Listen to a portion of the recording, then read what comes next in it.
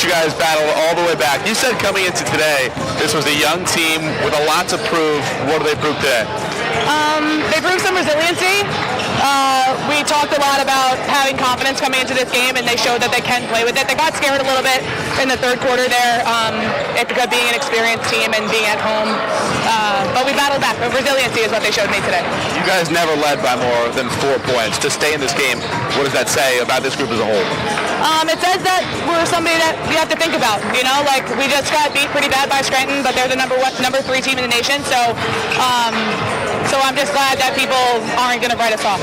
I think Kayla Campbell finished with 18 points on the day. You said too, she's got something to prove this season. Just what did you see from her?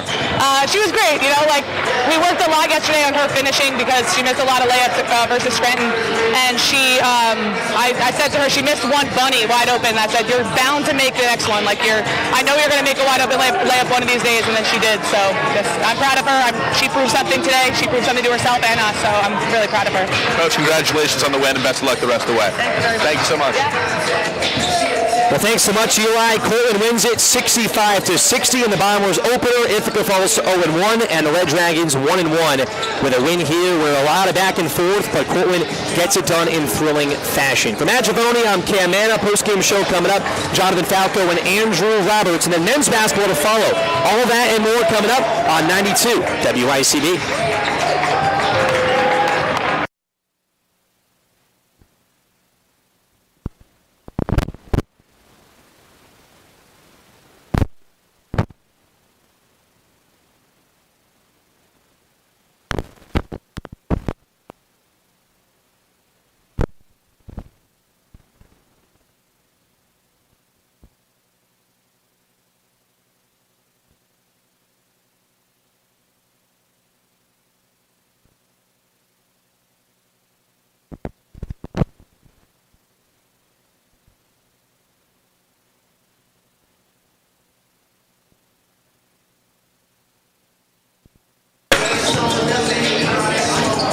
What a game we just witnessed here at Ben Light Gymnasium with the Cortland Red Dragons coming out on top in this high-intensity rivalry game, 65-60.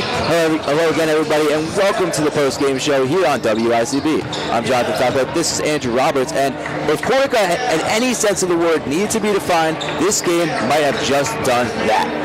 Yeah, a close game representing a close all-time matchup. Cortland with their 35th all-time win over the Bombers. They are 35-39 all-time against them. And when you look at this second half, I mean, the Bombers had their moments for sure, but just unable to keep up with Cortland down the stretch, unable to make those final attempts at victory. Emma Waite missing of 3, Zoraida Ikabalseta missing of 3 down the stretch. Those were their shots to win. Unfortunately, what happened in the third quarter sort of set Ithaca up to be trailing in that fourth quarter, and it was an uphill battle.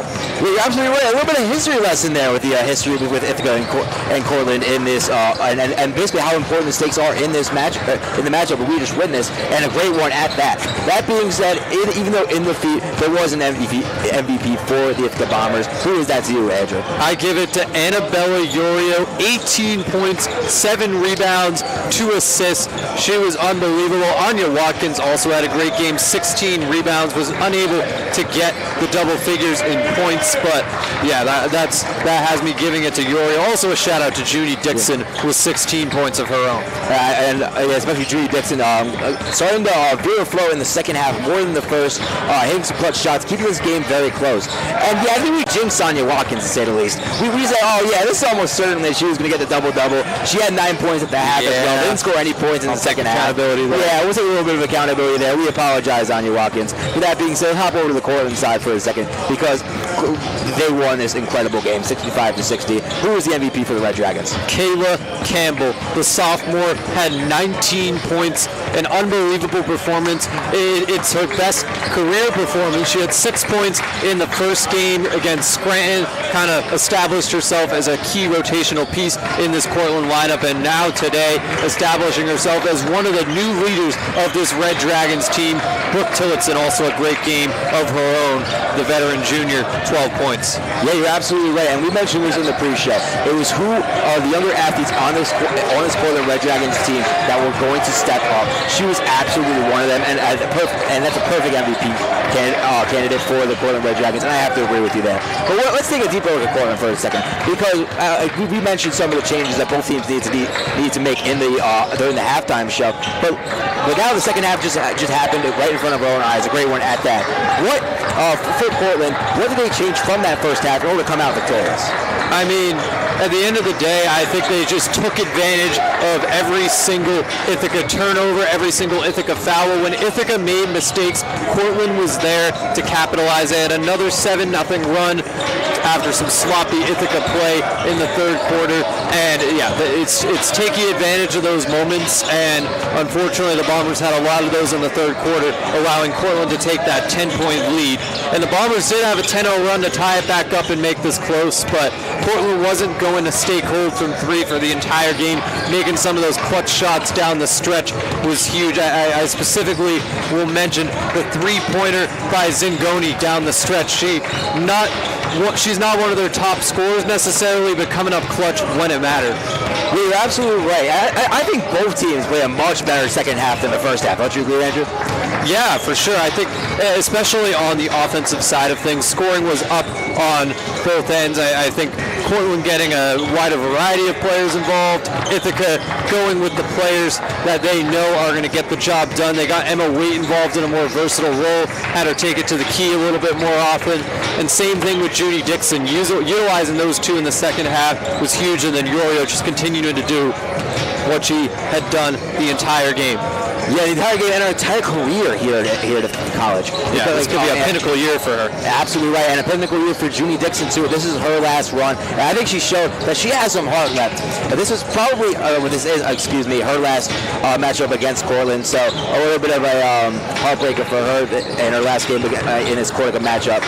But that being said, as we look ahead for the Bombers, they face St. John Fisher this Tuesday. What do they need to fix or bring from this game to Tuesday if they want to beat the Cardinals? Yeah, you definitely have to wonder what the future is going to look like after some of these seniors and grad students graduate. But looking at this St. John Fisher game, I'll give one thing to fix and one thing that I like from the second half.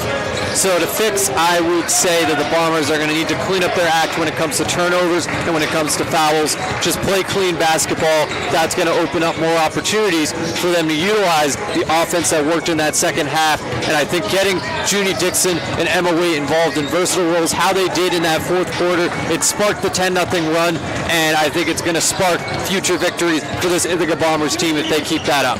You're absolutely right. Chemistry comes with time. Kobe and Shaq were the best duo in the entire NBA in their first game of the season. So that being said, I'm very excited to see how Junie Dixon and Emma Waite continue to grow as the season progresses. This wasn't the greatest start, but you know what? In my opinion, I think they're going to be able to gel together, and this is just fine. It's just a little bit of a heartbreaking loss. Granted, it's their biggest rival. But that being said, there's a lot of basketball to be played left for the rest of the season. Yeah, I mean, it's going to take time. Cortland, even though some of these sophomores are getting into the rotation for the first time, they practiced together, played together all of last year. This Ithaca team, they're going to have to gel a little differently. Emma Waite and Junie Dixon, they were going up against each other last year. Waite was on the rival RIT, so gelling as a duo is going to take time, and there's going to be some growing pains, but I do have confidence that this Bombers team, they have a lot of experience, and they can turn things around and play cleaner basketball as the season progresses. You're absolutely right. And real quick, for the Red Dragons, they face Skidmore on Tuesday. What do they need to bring or fix from this game in order to come out victorious? Well, they just showed that they can compete with Liberty League foes. I think they're going to need to just get more of their young talent involved and get them acclimated here. Kayla Campbell going to have to keep up the good work. Jolene Lusk, a great rebounder, also had 12 points in the first Red Dragons game, so getting them involved alongside Brooke Tillotson is going to be huge. All right, well, that's going to do it for this for this post-game show. I'm Jonathan Falco. That was Andrew Roberts. A special thank you to our manager of television and radio operations, Reese Finch, sports director Toby Zaboya, athletics director Susan Bassett, Justin Luce, the all-powerful Frank Myra, and the entire athletics communications staff, WICB station manager Matt Malaspina, and for outstanding field producer Mia Valencia, and studio producer Travis Conway. Alongside Andrew Roberts, I'm Jonathan Falco saying so long for Benlight Gymnasium. Don't go anywhere. More basketball up next here on WICB.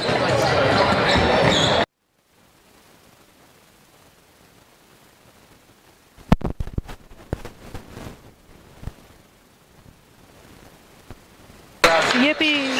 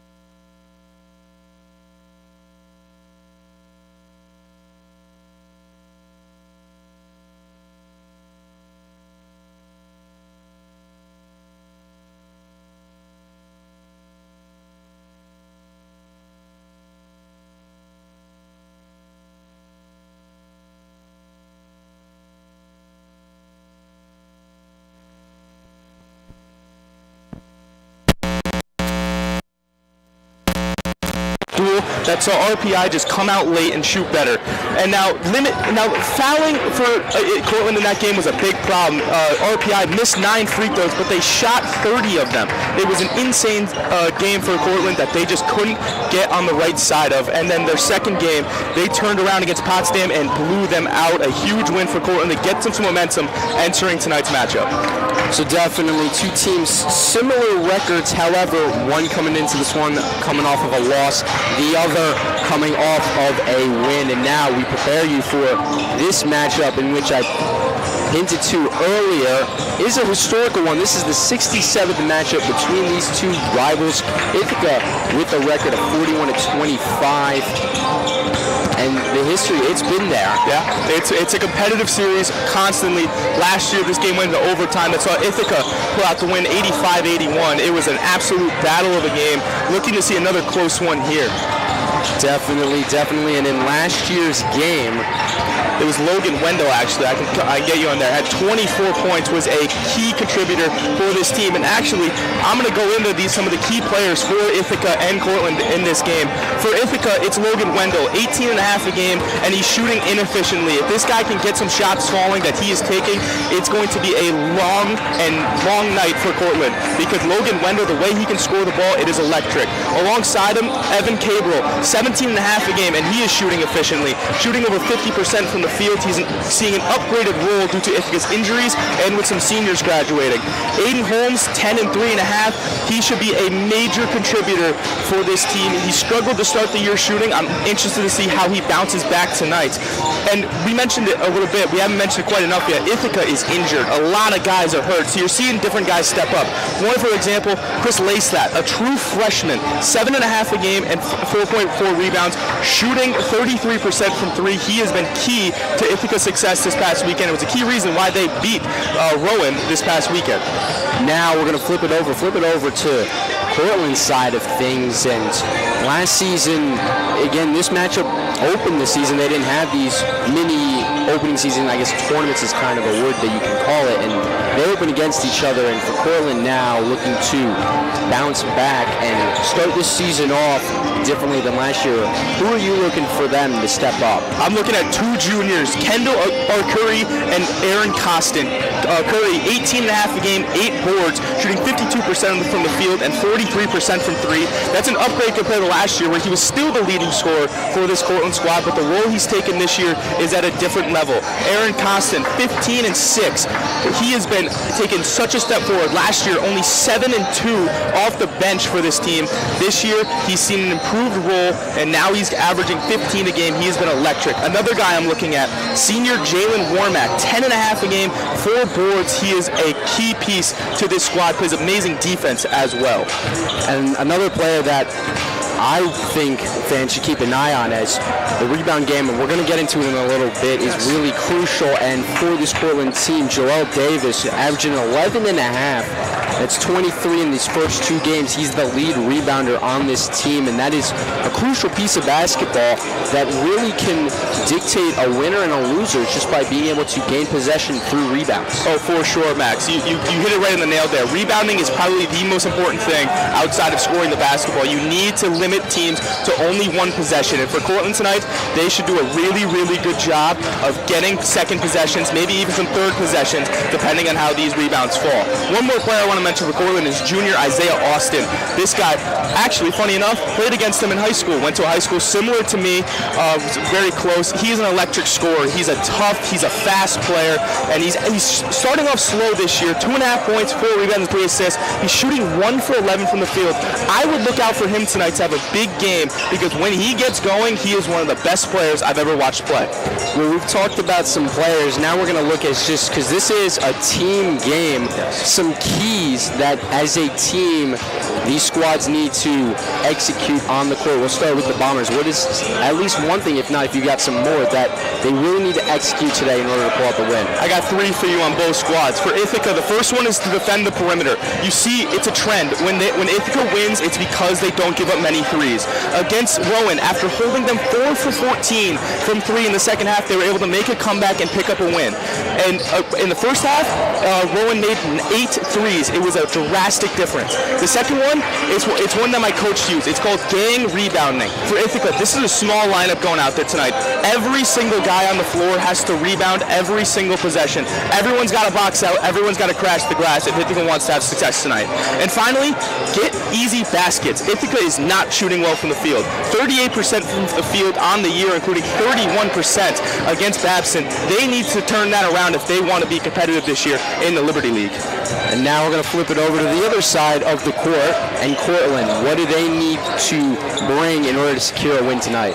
First for Cortland, create fast break opportunities. Against RPI, key reason why they lost, they only had 2 fast break points. Create some easy buckets in the fast break, get out and run a little bit, and I'm telling you, you're going to have success tonight. Secondly, bench points are crucial. For Cortland, only 7 bench points against RPI compared to 29 against Potsdam. If you can get that contribution off of the bench, I'm telling you, Cortland's going to have a very successful night. And finally, limit fouls. This is a key one for this game in particular. Ithaca has really forced the issue when it comes to drawing fouls. And for Cortland, being able to limit those. You gave 30 free throws to RPI and then 18 to Potsdam the next night. And if you're going to win against Ithaca, it can't be giving them free points. So those are some 3 key things that I think for both squads, how they can win this game tonight. Well, definitely going to be a battle to the finish, and that's all for the pregame show. And we're going to take a quick break. When we come back, it will be Alex Triplett and Devin Jarvis on the call with Colin Martin on the sideline. For Jack B and I'm Max Raymond. We'll see you at halftime. Enjoy the first half.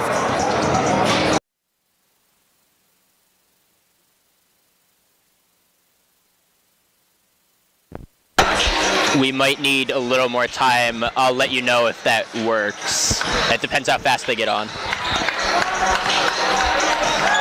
Yep.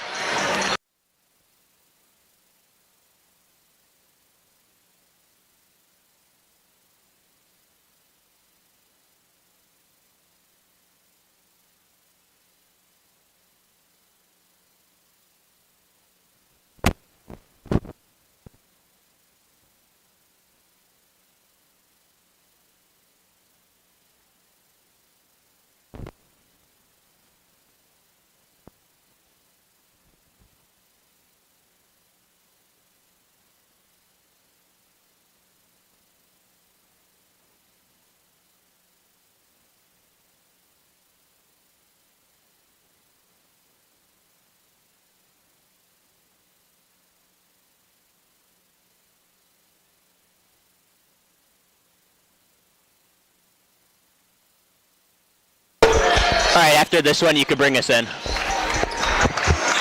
Yeah, Raymond wanted it blaring in his ear. That's my bad.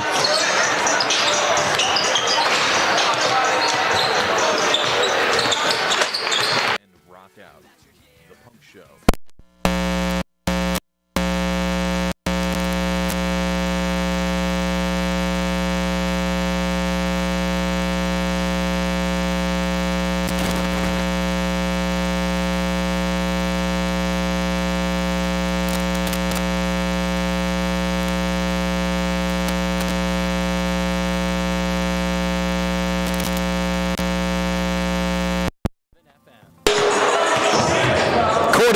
The biggest little game in the nation.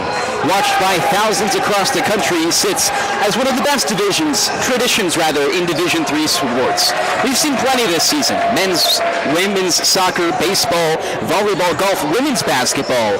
And now, in just 2 minutes, we begin Cortica for men's basketball. Devin Jarvis alongside Alex Triplett for your coverage of this evening's presentation of Liberty League basketball on WICB 91.7. Alex, we have an extremely fun game ahead of us that's going to have to rival the fun game that was just before this of women's basketball. It really will. And Devin, when you look at this matchup, it's really going to be interesting because of the matchup issues between these two teams. When you look at Ithaca, they're a little bit banged up right now, especially in the forward department. So they're having to play almost 4 guards and 1 forward, Devin, were the starters in the last 2 games. And that's going to be really interesting, matching up against the team in Cortland who has really, really good big men.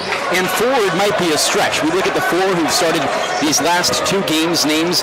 You remember from last season, Logan Wendell, Aiden Holmes, among others. Evan Cabral, the stars of last season, the guards, underclassmen and junior in Logan Wendell and Aiden Holmes, who, were exceptional last season, but now come into this year as more advanced, more mature players. Additionally to that, we have a new couple players joining that starting lineup. Jalen O'Neal, for the most part, role player, came off the bench a lot last year, as well as Chris Lasith, a new look to this offense with injuries. Alex Pender's injured, sophomore from Division II transfer in David Luberoff, also transferred. Both of them expected to get starting time in this lineup, but not tonight. Yeah, and that's going to be the big thing. And also, Bryce Blybetree out for the year this season, and he's going to have to take a leadership position off of the court in order to help this men's basketball team be successful going forward. It's going to be a very interesting one to see how Ithaca's been able to, or Ithaca is going to handle what Cortland brings in the size department. But we've seen them for 2 games so far. On the 9th, Rowan was able to play, and Babson was able to play Ithaca. But we'll get to that in just a moment. For now, let's welcome the 3rd member of our team, Colin Martin. He'll be covering from the sideline for us in just a moment. Colin, what do you got? Thanks, guys. This Ithaca Bombers team is going through a bit of a youth movement. The Bombers bring in a larger freshman recruiting class than usual and have 3 underclassmen in their starting lineup. A senior leader the Bombers will miss this season, Bryce Blybetree. Blybetree will be sidelined this season with a lower body injury. The head coach, Lee Freed, says the senior is handling the situation better than he's seen anyone ever handle it. But Blybetree won't be on the court for the Bombers in this one. Expect to hear him as a vocal leader on the sideline, where that leadership will shine. Devin, Alex, back to you. And just as you were touching on before, Alex, Colin gives us a little bit more in-depth analysis about Bryce Blybetree. Comes into this season only starting 1 game last year, but it's really where he thrived in the leadership department. Was a captain for this team, tore his ACL just last week, and is done for the year in a very sad series of events.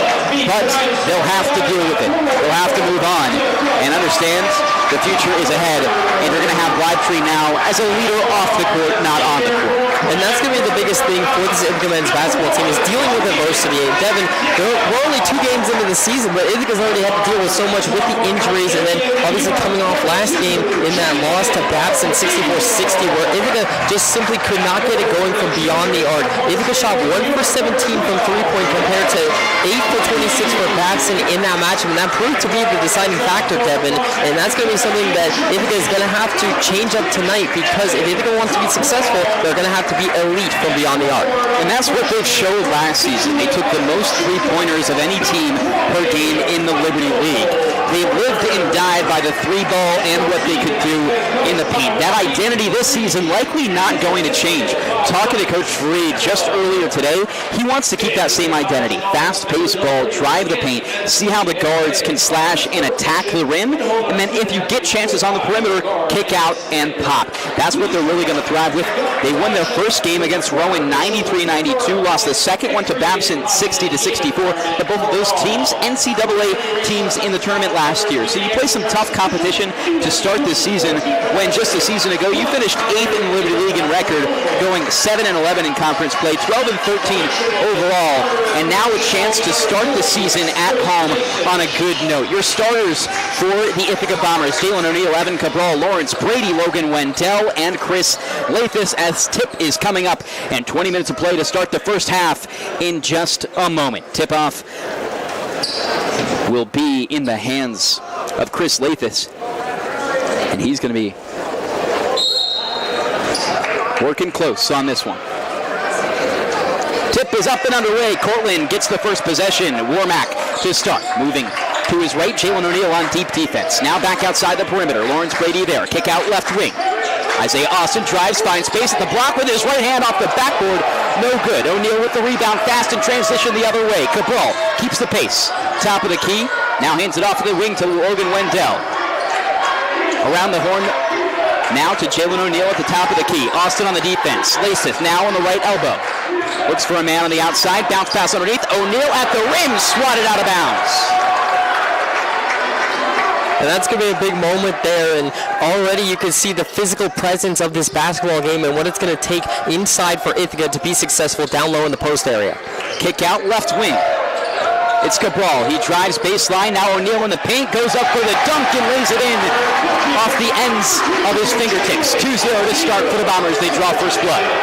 Ithaca's going to have to use their speed, and even though they're smaller on the sides, they're going to have to use that speed inside in order to create opportunities to get shots up. Wing now Austin. Underneath.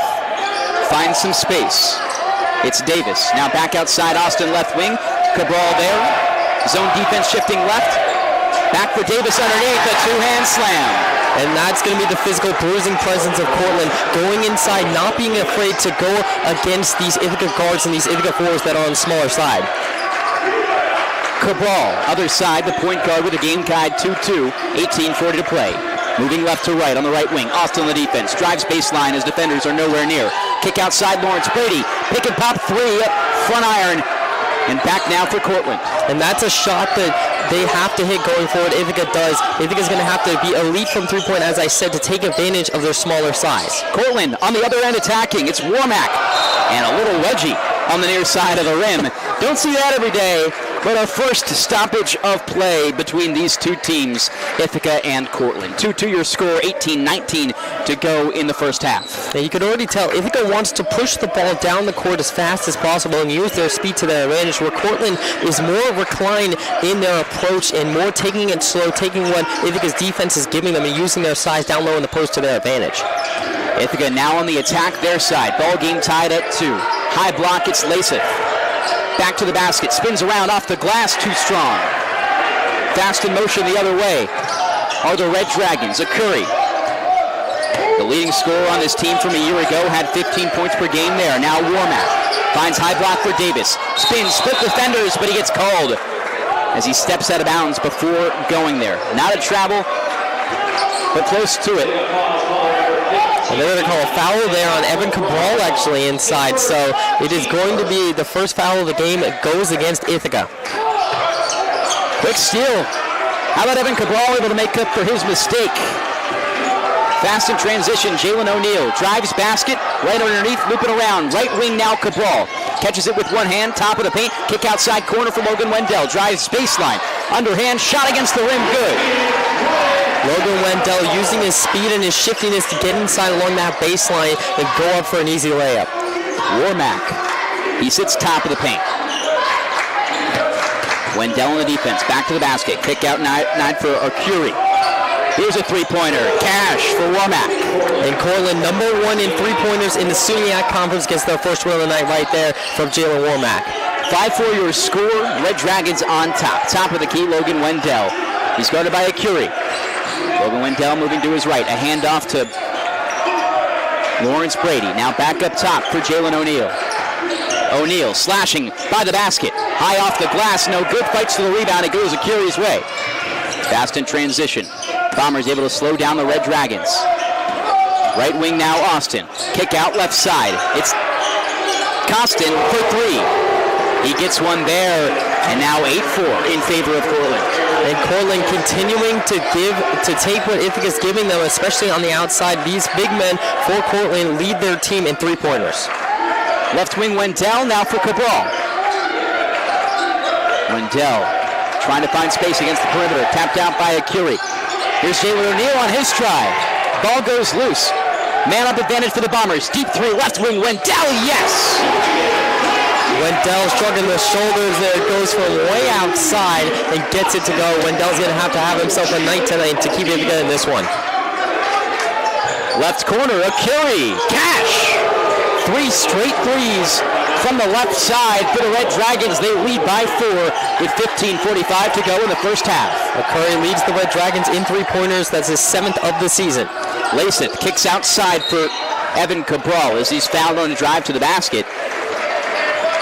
And heading once again for a foul will be Logan Wendell to inbound. First substitutions of the day. We have Aiden Holmes coming on for Jalen O'Neal, and Lawrence Brady off as well. He'll be replaced by Cole Wissink.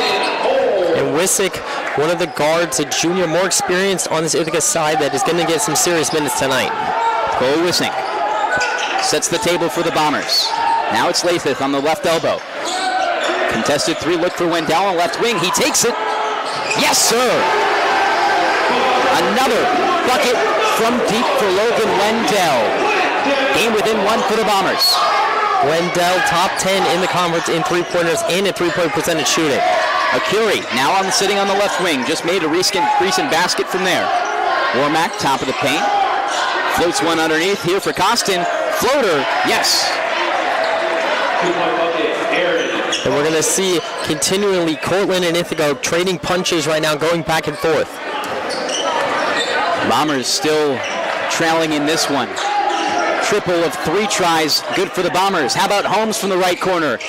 Barely rims out. Off-ball foul over the back by Evan Cabral. He has 2.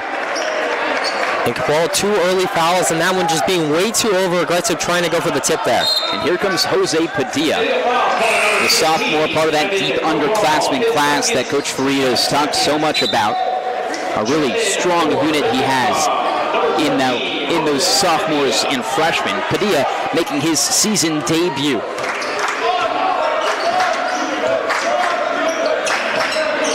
Warmack passes outside to Davis. Ball stripped on a handoff to Austin. Davis keeps it. Now in the corner. Here's Costin. And as Warmack tried to get it in the near side corner, he steps out of bounds. Bombers get the ball. And for the first time in quite a few possessions, are able to hold Cortland scoreless. And Cortland just not being able to get that one to go, but Cortland's been really efficient on the day so far, and so far it's been Ithaca on the back of it a little bit, playing catch-up right now, but Ithaca being able to get those couple of threes from Logan Wendell is a good sign going forward. Wendell's still in this game. Only him and Lasith have stayed in the entire time. Left wing, it's Wissink. He drives baseline off the glass. Shot blocked. Padilla drives after it, not able to keep it in the corner. It goes Cortland way. And Cortland just being really good on the tip ball drill there, able to make sure that Ithaca gets the last one to touch it at going out of bounds. Here's Warmack, picked up deep by the logo by Jose Padilla. Now Austin, left corner, moving to his right, double team. Now has space in the paint, kicks outside for Warmack. Cutting to his left, up at the rim and good. Warmack so speedy and so shifty, able to come right, cut up right in the middle and get it in for an easy layup. In the paint, just under the basket, kick out to Holmes, left wing, 3-point try, front iron. Austin able to grab the board. Cortland moving fast in transition, but Austin loses it. Wendell, now to Holmes, right wing try, no good. Air ball slips out of bounds. Lasith able to save it, but Davis there. Now Warmack, triple try now here for Akuri. Inside corner of the rim, can't get it, 13-20, and Cortland up 15-10. Both sides just trading misses there on the three-point balls for both teams. They're looking to change that going forward and get that 3-ball going. Wendell on a mismatch deep. Has Costin against him, goes rim, blocked by Costin. Here's Akuri, pushing the ball, fast in transition. Left wing Warmack, has space in the paint. Looks for Davis, now back outside, top of the key. It's Costin, he tries, can't go. Padilla gets the board on the near side block. Fast in transition. Pass underneath, Lasith. Fake try off the board, second one is good. And great pump fake there from Lasith, able to juke out the Cortland defender and lay that one up for an Ithaca basket. Pace is a little slow compared to what Ithaca tends to try and keep the game at 15-12 with 12:30 to go in the first half. Akuri, far side corner. His triple try, no good. Chasing after it is Warmack, able to haul it in for the rebound. Left wing over Lasith, 3-point try. Once again, no good. Bounces off the rim. Tip out by Costin, can't get it. Fast in transition, Wissink drives in the lane. Off the board, no good. And another transition miss for the Bombers. Austin, 3-point try, left wing, spins out like a toilet bowl. It feels like nobody can hit a shot right now, Devin. Everybody's just going back and forth down the court, and nobody's been able to score in the last couple minutes. He stayed silent for these past couple minutes. The Bombers hoping to break this cold streak. Pass underneath, Wissink behind the basket, able to get it to go. And a timeout comes on a side by Cortland. They're going to take a pause in this one, 15-14, which means we have coverage down at the sideline by our third member of our team, Colin Martin. Colin, what do you got? And now, Devin, Alex, thank you. Looking at the Cortland sideline, it all has to start with the second-year head coach Maurice Kearney. Coach Kearney led the Red Dragons to a 15-12 record in 2024, which brought them all the way to the Suniacs tournament semifinals. Kearney has strong ties to the Cortland program. Kearney played for the Red Dragons men's basketball team from 2010 to 2014 and immediately joined the staff from 2014 to 2022. After a quick pit stop as an assistant coach at NYU, Coach Kearney returns to Cortland with big expectations for this year's team. Devin, Alex, back to you guys. Yeah, the Cortland tie is extremely deep. Maurice Kearney not only was a player here, he became an assistant coach, an associate head coach, then went to NYU just a year ago and took over the head coaching position. But also his wife, a women's basketball player on the Cortland Red Dragons at one point in time. Also, she became an assistant coach for the women's basketball team for Cortland. So the ties really all rooted in the Red Dragons. They are, and they've been, coming here to the South Hill, and the women's team just got an upset earlier tonight, and now the men's trying to continue that. Tommy McKiernan checked into the game. He's the only new action, replaces Logan Wendell. On the defense, able to tip one out, but he draws a foul early against Jalen Warmack, who's moving to his right. Just a little bit of a reach in, and now he'll take a moment. Lawrence Brady back on the floor as well, replaces Chris Lathis as the only forward on the floor. Garrod Boburn also in this game. Boburn, rather. Here's Warmack going baseline. Covered by two. Now back outside for Davis. High block. Tries to pass outside. Brady gets his arms in the way. Pushing in transition is Padilla. Stops at the top of the paint and will slow the ball down. 11-11 to go with 15-14 in favor of the Red Dragons. Hand off to Holmes. Right wing. Drives baseline. Kicks outside left corner for Wissink. Now McKiernan. Big shot. Steps up. Back to Wissink. Left corner. Three-point try. No good. Rebound. Hauled in by Davis. And that was a great, on the last defensive switch there for Ithaca, great job double teaming by Lawrence Brady and Jose Padilla, able to get that turnover. Akuri, defense by McKiernan, tries to draw a foul. Three-point try from the corner. It's arm booster, can't get it to go. Now Holmes. A handoff to Wissink at the left wing, around the horn. Padilla at the top of the key. Right wing handoff to Padilla again. Quick pop and shoot. This one can't find the rim. Three-point try, not in favor of the Bombers today. They've just not been able to get it going tonight, Devin.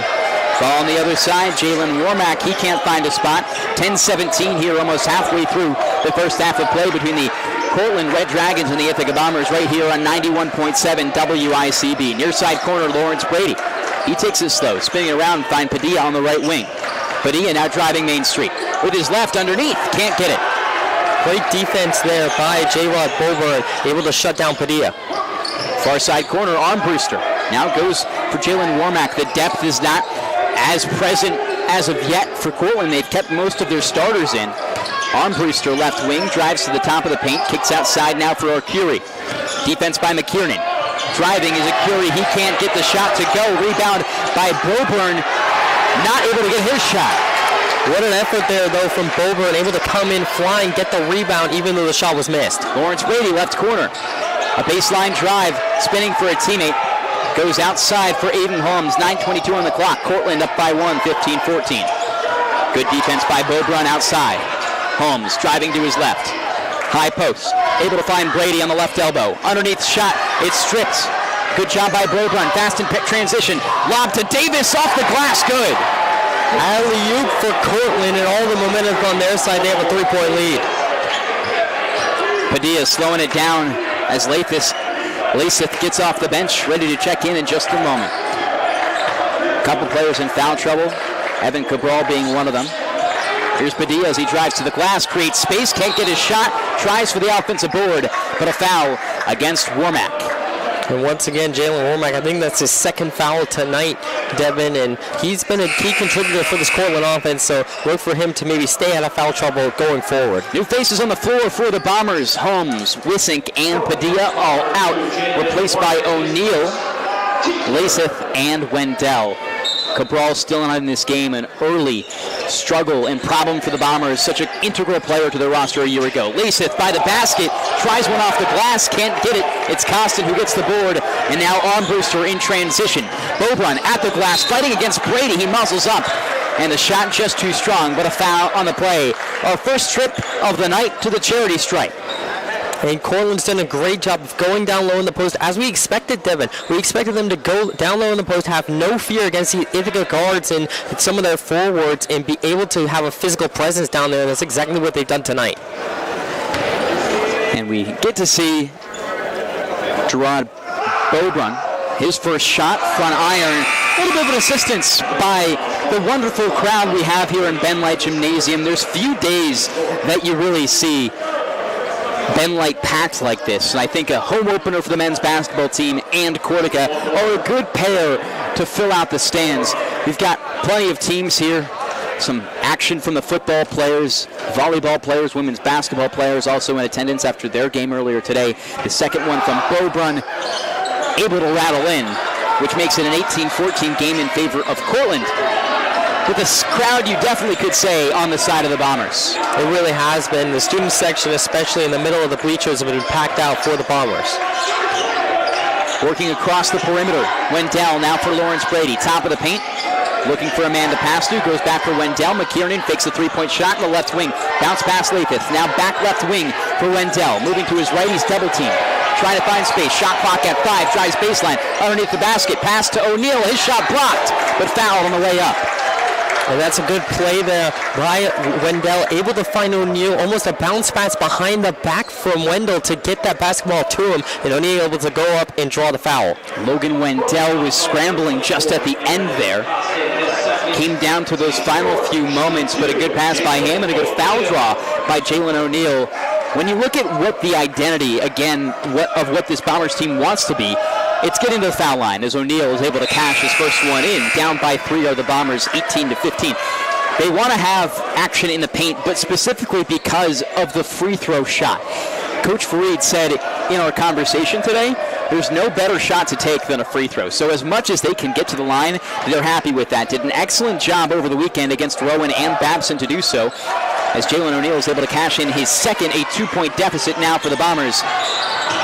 But really, Alex, we haven't seen them get to the line a lot today. That was the first time for the Bombers and Jalen O'Neal. Well, there hasn't just been a lot of fouls overall, Devin. This has been a fairly slow-paced game with a lot of misses from both sides, but also going back to your point about free throw shooting being the identity of this Bombers team, they are first in free throws and first in free throw shooting in the Liberty League. They were last year as well. Fourth in free throw attempts as a drive from Cortland not able to go. Here's fast in transition. McKiernan able to slow it down. Will take it at their pace. Wendell now right wing. Wilson the defender. Wendell working in the paint, spins, pivots on his left, able to kick out to McKiernan. 3-point try, no good. Offensive rebound by Jalen O'Neal. It gets stripped. Arm booster able to get that one. Now Beaubrun at the basket. His shot won't go off the glass. Tough play there from Beaubrun and just not able to get the roll off the iron that he needs to get the and one, but still able to draw a foul and give Cortland an opportunity to go to the charity stripe. 2 back-to-back possessions, rather developed possessions, with trips to the free throw line for the Red Dragons. Only player still in the game that hasn't seen any bench time so far for the Red Dragons has been Kendall Akiri. He stays in as more substitutions come on and off for this Bomber team. The rest of the roster for the Red Dragons a little bit different. Kendrick Wilson on the floor, Gage Armbruster, as well as Frank DiStefano. And at the line right now, Gerard Beaubrun. 7:29 to go here in the first half. First free throw made. The second one, a swish too. Now a 4-point deficit for the Bombers once again. And Devin, this almost feels like Cortland's first game against RPI when they lost that game 55-49. A very low-scoring defensive and just overall sloppy shooting performance from both sides. Lasith just outside the left elbow, drives basket, working against his man. Yes, he does. 18-20, Bombers down 2. Left corner now, Beaubrun. He fakes the shot, goes back out for Wilson. Kendrick Wilson looking for a spot outside. He's fouled by Wendell, his first of the night. And Wendell just getting a little bit over-aggressive there, but Cortland once again trying to take advantage of it. Rather an off-ball foul against Cortland. That'll give possession in the Bombers' direction. Wendell below the basket, set to inbound. Jalen O'Neal, a lot of action in these early two games. You'll hear it from Colin Martin later tonight, but what a offseason it's been for Jalen O'Neal, able to make some great progressions as he now works in action. Cole Wissing, floater pass underneath for Cole Lasith, bodies to the floor, a foul called, this one against Cortland. And Devin, that almost looked like a little bit of a tackle there from the Red Dragons, almost like what we're going to see on Saturday, a little preview there on the hardwood. Alex, let's see how many plugs we can get for the WIC broadcast. As many as possible. Yes, absolutely. Well, listen, it's for good reason. A fantastic football game coming up on Saturday. Outlet pass to the far side here for Eden Holmes. 18-20, Bombers down by 2 with a chance to tie. Driving Main Street. Holmes tries and is fouled on the way up. More bodies to the floor, Devin, and once again, just showing how physical this basketball game is going to be. And oftentimes, when it's so fast-paced, you don't see this much contact. But tonight, Devin, because of the slow pace, it's really allowed for that physicality to take hold. 16:40 on the clock, and now a chance for the Bombers to tie it since the score was 2-2 at the start of the game. It's been quite a while. And Holmes, on his first free throw attempt, he's got it. Once again, we're going to see Ithaca trying to tie this one up. Holmes has been pretty good on the charity stripe so far in this season. He's been all right, only about 44% from the charity stripe so far, only 4 free throws made. Holmes spins the basketball. Down by 1, a chance to tie it. His free throw rattles in, and the Bombers now tied at 20. Once again, you're listening to Ithaca men's basketball on 91.7 WICB in the Bomber Radio Network. Devin Jarvis alongside Alex Traput for your coverage. Kendrick Wilson, three-point try, back iron, fighting for it is Lathes, able to haul it in. 20-20 score. And Kendrick, after his missing shot, able to drive baseline, steal it from Jalen O'Neal, and get the bucket. And the turnovers have been deadly for Ithaca so far. A lot of steals generated from the Red Dragons. Far side wing. It's Jalen O'Neal, foul called against Chris Lasith. And now back the ball for the Red Dragons. 20-22 your score, Cortland on top. Wilson right wing, guarded by O'Neal closely. Finds space, kicks outside for Beaubrun. He's on the left wing, guarded by Wendell. Now Armbruster, bringing it all the way back to midcourt. 9 on the shot clock. Arcuri from deep. His shot can't go. Made a couple of those earlier. Offensive rebound by Davis. Ball tapped out by Lasith. And Holmes scoops it up. In transition, going to the basket. Foul not called. His shot not good. And a blocking foul against Cortland. Armbruster called for that one. Another trip to the line. And Ithaca now starting to get those free throw opportunities that you talked about earlier, Devin, and they're going to look to take advantage of it. It looks like Evan Cabral is about to come back into this game for the Bombers. Cabral got into foul trouble really early. He tries to see if they can do it again. First shot made by Holmes. He's able to bring this one once again to a 1-point game. O'Neal off the floor and Cabral on. Blocking foul, but the Bombers are now in the bonus. 1-1 on the first attempt. He makes it. Now a chance to square things up at 22 apiece. Here's Holmes. This one no good. Rebound by Davis. Cortland get the ball. Cortland up by 1. Wormack from the left wing finds Davis top of the key. Working against Lasith. Wilson right wing. Now top is Arcuri. Left wing Wormack. Around the horn back for Arcuri. 21-22 your score. Arcuri with Wissink on the defense. Drives baseline. 7 on the shot clock. Off the glass, no good. Foul not called. Wendell able to find Cabral fast in transition. Pass underneath for Lasith. Off the glass. Yes, sir. The freshman getting some work in against the Red Dragons. Lasith has had to step up so much this season due to the forward injuries, and he's having a big role tonight as to why the Bombers have a 1-point lead. 23-22, Bombers on top. Davis at the basket. Lasith, good defense. Here's Wendell. Driving to the baseline, ball stripped. Good job by Austin. Isaiah Austin gets the steal. Now left wing, left corner rather for Wilson. Triple try, no good. Second chance points by Curry. Can't get it. Rebound by Logan Wendell. And our Curry does not miss many of those putbacks. That's one that he wants to have back, Devin. Big guy hasn't seen a minute of bench time yet this game. All of last season, averaged 34 minutes per game. Triple try by Wisink. Rebound try by Evan Cabral. Tries to keep it in bounds, can't do so.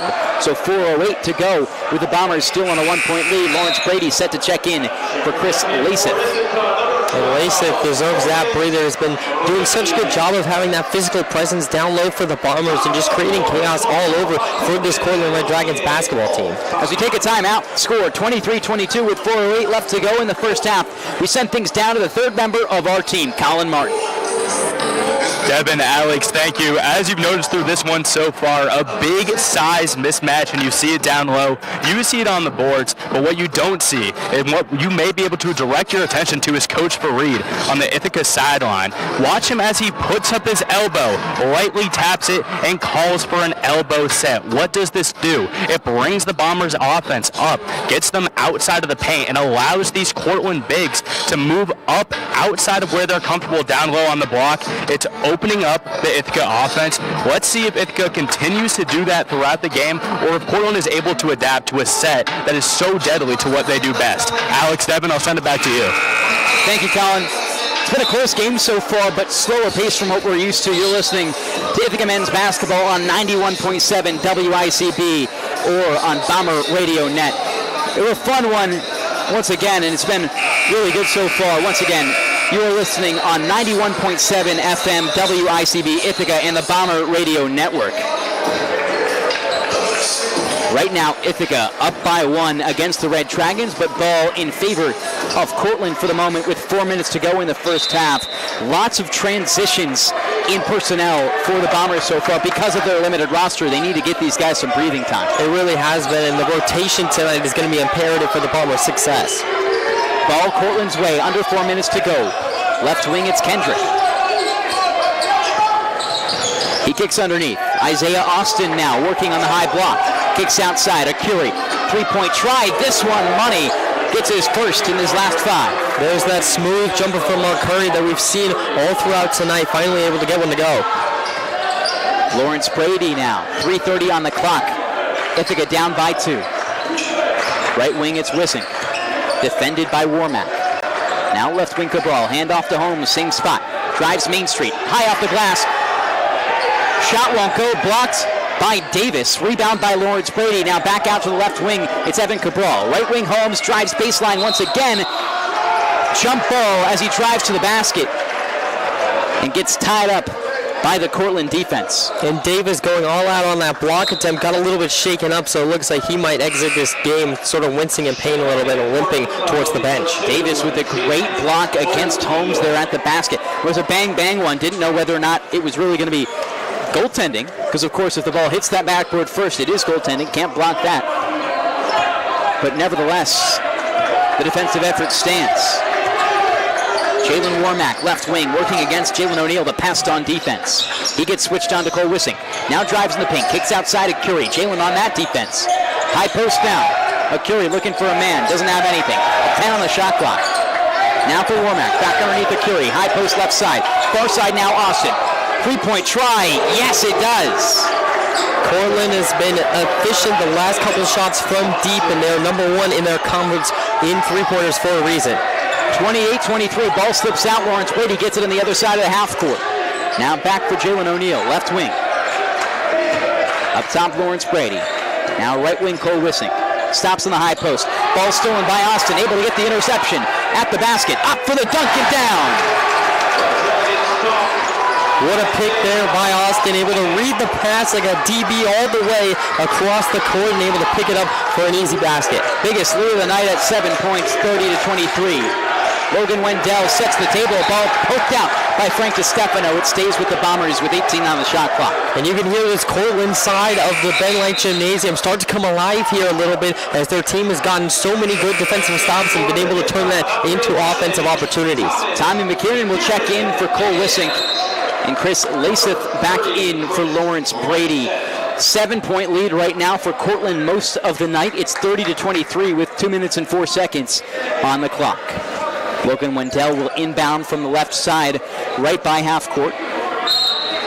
McKiernan, Laseth, O'Neal, and Holmes on the floor for the Bombers. Outside is Chris Laseth. McKiernan, back to Laseth. At the basket, off the glass and good. The sweet spot's been working for the freshman. He gets it to go once again. Laseth has been really the only down-low presence for the Bombers to continue to keep this team in it. 30-25, Bombers with some work to do before halftime. 1:40 on the clock. Here's Warmack from the wing. Drives inside, underneath now for Curie. He's triple teamed under the basket. Has to step outside for just a moment. Now finds Austin, right wing, triple try. Front iron, Laseth with the rebound as it's poked out by Wilson, but a foul called on the reach-in. And you're seeing right there on that exact set play, Devin, I think is a prime example of what Ithaca has to do because of the fact that they don't have forward depth. They had to crash 3 or 4 players to the post just to stop one or Curry, and then that leaves Austin on the outside wide open for 3, and those are the kind of opportunities that if Cortland hits those 3-point shots, it's going to be a long night for the Bombers. 1-1, so Bombers go back to the line. When it comes to Chris Laseth from the free throw line, he won't be able to make his first, and since it's a 1-1, it goes Cortland way. Cortland up by 5 with 1:25 to go in the game. Warmack now guarded deeply by Jalen O'Neal at the logo. He finds space past the guard. Now a float up for Costin. Foul before that happens. And now Warmack a little bit shaken up, it looks like, on that last little play, guarded by O'Neal, and then he might have stepped on his ankle there, Devin. A 1-1 now for the Red Dragons because they're in a bonus. Warmack will head to the line with a look to extend this lead back to 7 once again. 30-25 right now in favor of the Red Dragons. I think they're trying to decide whether he gets 2 shots or 1-1. Logan Wendell was holding up 1-1 with each hand to try and signal that. Looks like he will get 2 shots no matter what. The 57% free throw shooter misses the first off back iron as Padilla comes back in the game for O'Neal. And Cortland's going to continue to have these free throw opportunities because they play so much in the paint and in the post area. They're going to have to convert on them if they want to win this game. 25-30. Bombers down by 5. Second try rattles down as substitutions come on for the Red Dragons. Joel Davis checks on and Costin off. Curie still in this game, hasn't missed a minute, has played all 18 minutes and 50 seconds of this one. Padilla outside, a handoff to McKiernan. Now Wendell. Padilla left wing gets the chest pass from Wendell. Back to Wendell. He drives Main Street off the glass. First point paints of the day for Logan Wendell. Deficit at 4 for Ithaca. Great move there by Wendell, able to cut inside and get a quick shot up. Wilson trying to drive into the paint, working against Holmes. High off the glass, can't get it. Offensive board by Davis. Kick out of Curie. 3-point try. No. Once again, fighting for the boards. Bomber is able to come down with it. Padilla with an assist by Chris Laseth. Right wing Padilla. He works against his man, finds a spot in the paint. Mid-range floater, yes! Jose Padilla brings this game within 2. 20 seconds on the clock before halftime. And Padilla, that's his first basket of the season for the sophomore guard out of Newtown, Massachusetts. The Newton native getting his first points of the day. Last try for Cortland. A Curie, 3-point try. He's fouling the shot and rattles it down. What a shot there from Curry, even though as Wendell was going up, hits him as he's fading away and still able to get that one to swirl in for him. A 4-point play opportunity for Curie. Let's see if he can pull it off.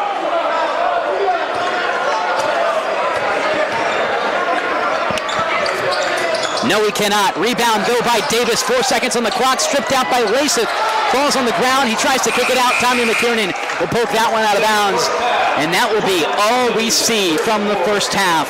A 34-29 lead for the Cortland Red Dragons.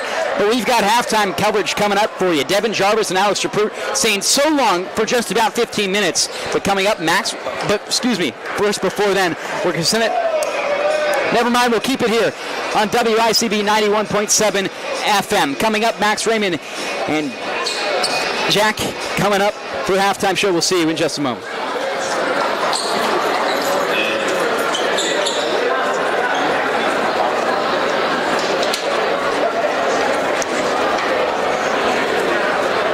Send us back now. Yep. Sorry, we had to do the interview. Fareed interview. At halftime? Yeah. We have one?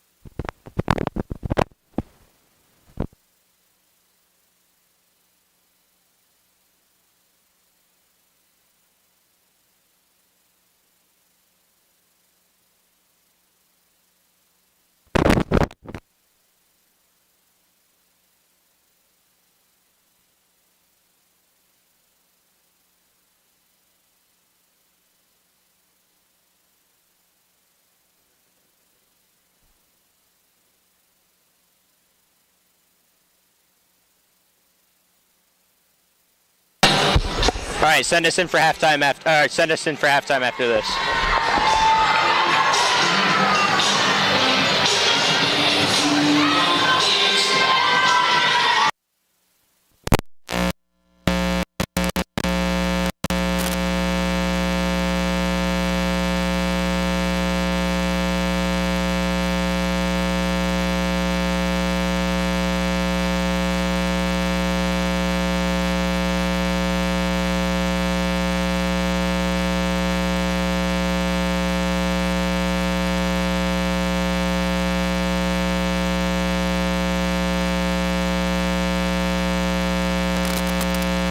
Is providing us with a thrilling basketball game. Alongside me is Jack Behan. I'm Max Raymond here to break down the first half in which the Cortland Red Dragons lead the Ithaca College Bombers by a score of 34-29, and the score, it perfectly shows how much of a battle this first half has been. Wouldn't you agree, Jack? I totally would, Max. Thank you. For Ithaca, they came out in this 2-3 zone that just didn't work at all. Cortland finding easy baskets, a ton of corner threes. We used to run 2-3 zone back in high school. It is an impossible defense to run if you're going against a team that can shoot, and Cortland has been shooting it well early. So this defense has been struggling. What do the Bombers need to do to be able to hang around? Because you'd say this is the reason why they're down right now. Yes. What do they need to change, make that second half adjustment? I think that they improved over the half. At first, the zone, it was sloppy, it was bad, it wasn't the way that they needed it to be.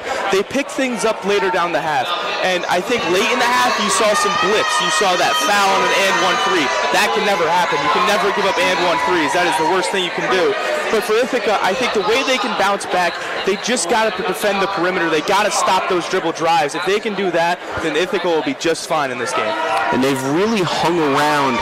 And we talked about size making a difference, but Ithaca's really been fighting for these rebounds. It was just like one of my keys for the game, gang rebounding. Everyone on the floor for Ithaca has to crash the glass, and they are doing just that. And one guy I want to point out, he's a true freshman, Chris Lasath. He was huge. He controlled the paint in the first half. Scored 8 points himself, but his presence defensively was just as important as his presence offensively for this Ithaca team. And now we're going to flip it over to the other side, and for Cortland, who's winning this one just by 5 points. What's been going well for them in this first half? It's everybody. Everyone is doing well. Kendall Akuri with the late score, he has 9 points. You see other guys stepping up. Jalen Warmack has 6. Isaiah Austin found his stride late in the half. Everyone's kind of working for Cortland right now. Defensively, everything's going well because they are playing hard. They are hustling. You can tell that this is a rivalry game. It almost feels like a March game where you're playing for your season on the line because you're playing for those it's a rivalry. You're playing for bragging rights. 100% agree. This is a game that really, you can feel it. Yes. Like the atmosphere, it just feels a little different. There's a little more meaning behind this game than just an early regular season game, and those do matter as well, though. Every game matters. Yes. Here in college. But everything matters more when you're talking about Ithaca Cortland. It's the biggest little game in the world. It is the game in D3 sports, and for basketball, it means just as much to these players as it does for anyone playing in the football game later this Saturday. And one key player I want to point out for Ithaca is Logan Wendell. He had a hot start early, 8 early points, only scored 2 points in the rest of the half. He had 8 after the first 4 minutes of the game. I want to see him shoot more. I want to see him to be more aggressive. He is the key. He is the leader to this Ithaca team. If they want to hang with Cortland in the second half, it's going to be due to what Logan Wendell is able to do. And for the other side, for Cortland, who's someone that either, you've talked about a few guys, is there someone that you think either needs to step up, or is there someone that you really think's play has been crucial to their success that needs to keep going in the second half? Well, for me personally, Aaron Costin has been electric. He has been, everything they need him to be. With Ithaca, the size difference right now and the lack of, bench power is really costing Ithaca. And for Aaron Costin, he is controlling the paint. He's gotten some sloppy fouls, which has kept him out of the game. But for him and Joel Davis, I'm going to mention, controlling the paint and doing a better job of those paint baskets and paint defense, that's what's going to be key for Cortland in the second half. And these two teams, we talked about a little bit of Ithaca's defense, and how about Cortland's defense? What are you liking there? Clearly there's got to be something because they're winning. One player I want to mention is another true freshman, Kendrick Wilson. He has been a spark plug off the bench. You can tell this is a guy that's just out here because he wants to be out here. He plays super hard. You saw him get a steal early, and he has been all over the place in this Ithaca perimeter defense. And down low, it's been Joel Davis and Aaron Costin, as we mentioned earlier, who have just been as good as everybody as advertised in this game.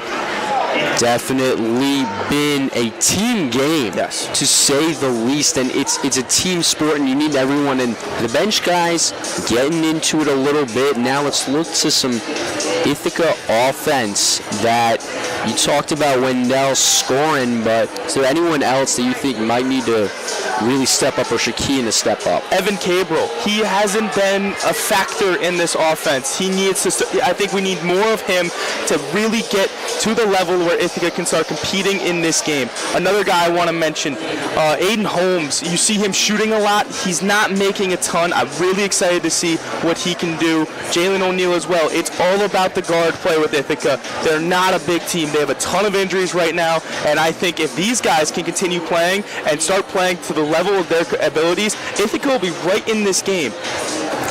Totally. It's been a tight one. It's been a back and forth, and Cortland got the early tip off, but then Ithaca scored first. But it's also been a little bit of a scrappy game. Yes. Quite a few fouls called on both sides. You see the refs, they're not going one way or the other. They've been pretty even split. They're not making the games about themselves. They're letting the guys play hard. They understand the magnitude of this game. But for me, I think one thing I see totally is guys just diving on the floor. You see guys, everyone's hustling. Everyone's giving it 100% of their effort because they know if you come out and you beat if you're Ithaca and you beat Cortland, or if you're Cortland and you beat Ithaca, that's the bragging rights for the rest of the year. And while obviously every game matters, that's a big way to start your season, especially. Definitely, and you talked about laying out for the ball, putting your body on the line, but do you fear possibly that on either side, the magnitude of the game might cause these players to foul more, get into some foul trouble? Do you see that as being a possibility as we move into this second half? I think as you get into the deeper of these close competitive rivalry games, everything just comes naturally. You're not even thinking. You're in tunnel vision. The crowd doesn't matter. It doesn't matter how many points you have. You're playing as hard as you can. So I don't think the magnitude of the game is going to be a problem. I do think could be a problem coming up for Ithaca, though. It's the lack of bench depth. this team, every guy who's able to play has played so far. And that's a scary thing when you're talking about a really, really tough second half coming up. I think that Ithaca, they need to do a better job of controlling themselves. I think if any team needs to worry about fouls, it's definitely Ithaca, due to you lose a guy, you're down to 6-7 guys in this entire rotation that are even eligible to play in this game. Totally, and we made a note talking to each other pregame, watching these teams warm up, how wasn't just a size thing, but it was a numbers thing too. There were a lot of Cortland players on the court, and then you looked at the Ithaca side, not that much, and when you look down these benches, it feels the same way. Yes, and one thing I even noticed, you look at Cortland's bench, everyone's got a uniform out. Everyone's got their warm-up jersey on. They're ready to go. For Ithaca, they got 3, 4, 5 guys, not even 3 or 4 guys that are sitting there ready to play. Everyone else is in dress clothes because they're hurt. For Ithaca, the injuries are a problem right now, but I think that if you can come out and beat this Cortland team, it's a huge momentum push for the rest of the season, and it's giving guys opportunities. I don't know if we'd be seeing Chris Lasath playing right now if everyone was healthy, but what he's doing right now has been so crucial to keeping Ithaca in this game. If they don't have him, I don't think this is a close game at all. It's really been just next player up. Kind of ironic because that's the ICTV show you are on, but it fits perfectly with this Bomber team, and just who's going to step up and make that big play. And it feels like it's going to take a big play to really shift momentum, and it's been back and forth, but that Jalen Warmack 3 that initially gave Cortland the lead has really kind of kept the momentum at least slightly in Cortland's favor. It was that entire first 5 minutes because the 2-3 zone gave up so many easy baskets. You saw 2 to 3 corner threes. You saw an easy floater around the basket, a dunk to start the game. It was not going Ithaca's way early. After those first 5 minutes ended, you really saw Ithaca lock in defensively. They switched to more of that man-to-man, switching screens, hedging screens, and every team going to get open looks. Cortland's a good team. But with the way Ithaca's been able to defend and the way they've been able to rebound, it's what's keeping this game very, very close. I mean, if that play doesn't happen at the end of the half where you get an and 1-3, we're talking about 1-possession game here, and it's only a 2-possession game. Anything can happen in this game. Anything truly can happen, and you can kind of hear the boos, and that is because Cortland is coming back on the court. And so that means that we're nearing the end of our halftime show, and before we come and finish it off, predictions? Ooh, this is a tough one for me. I think this game could go either way. I'm going to lean Cortland, though. I think that they have the manpower, the willpower to get this one done, but don't count out those Bombers.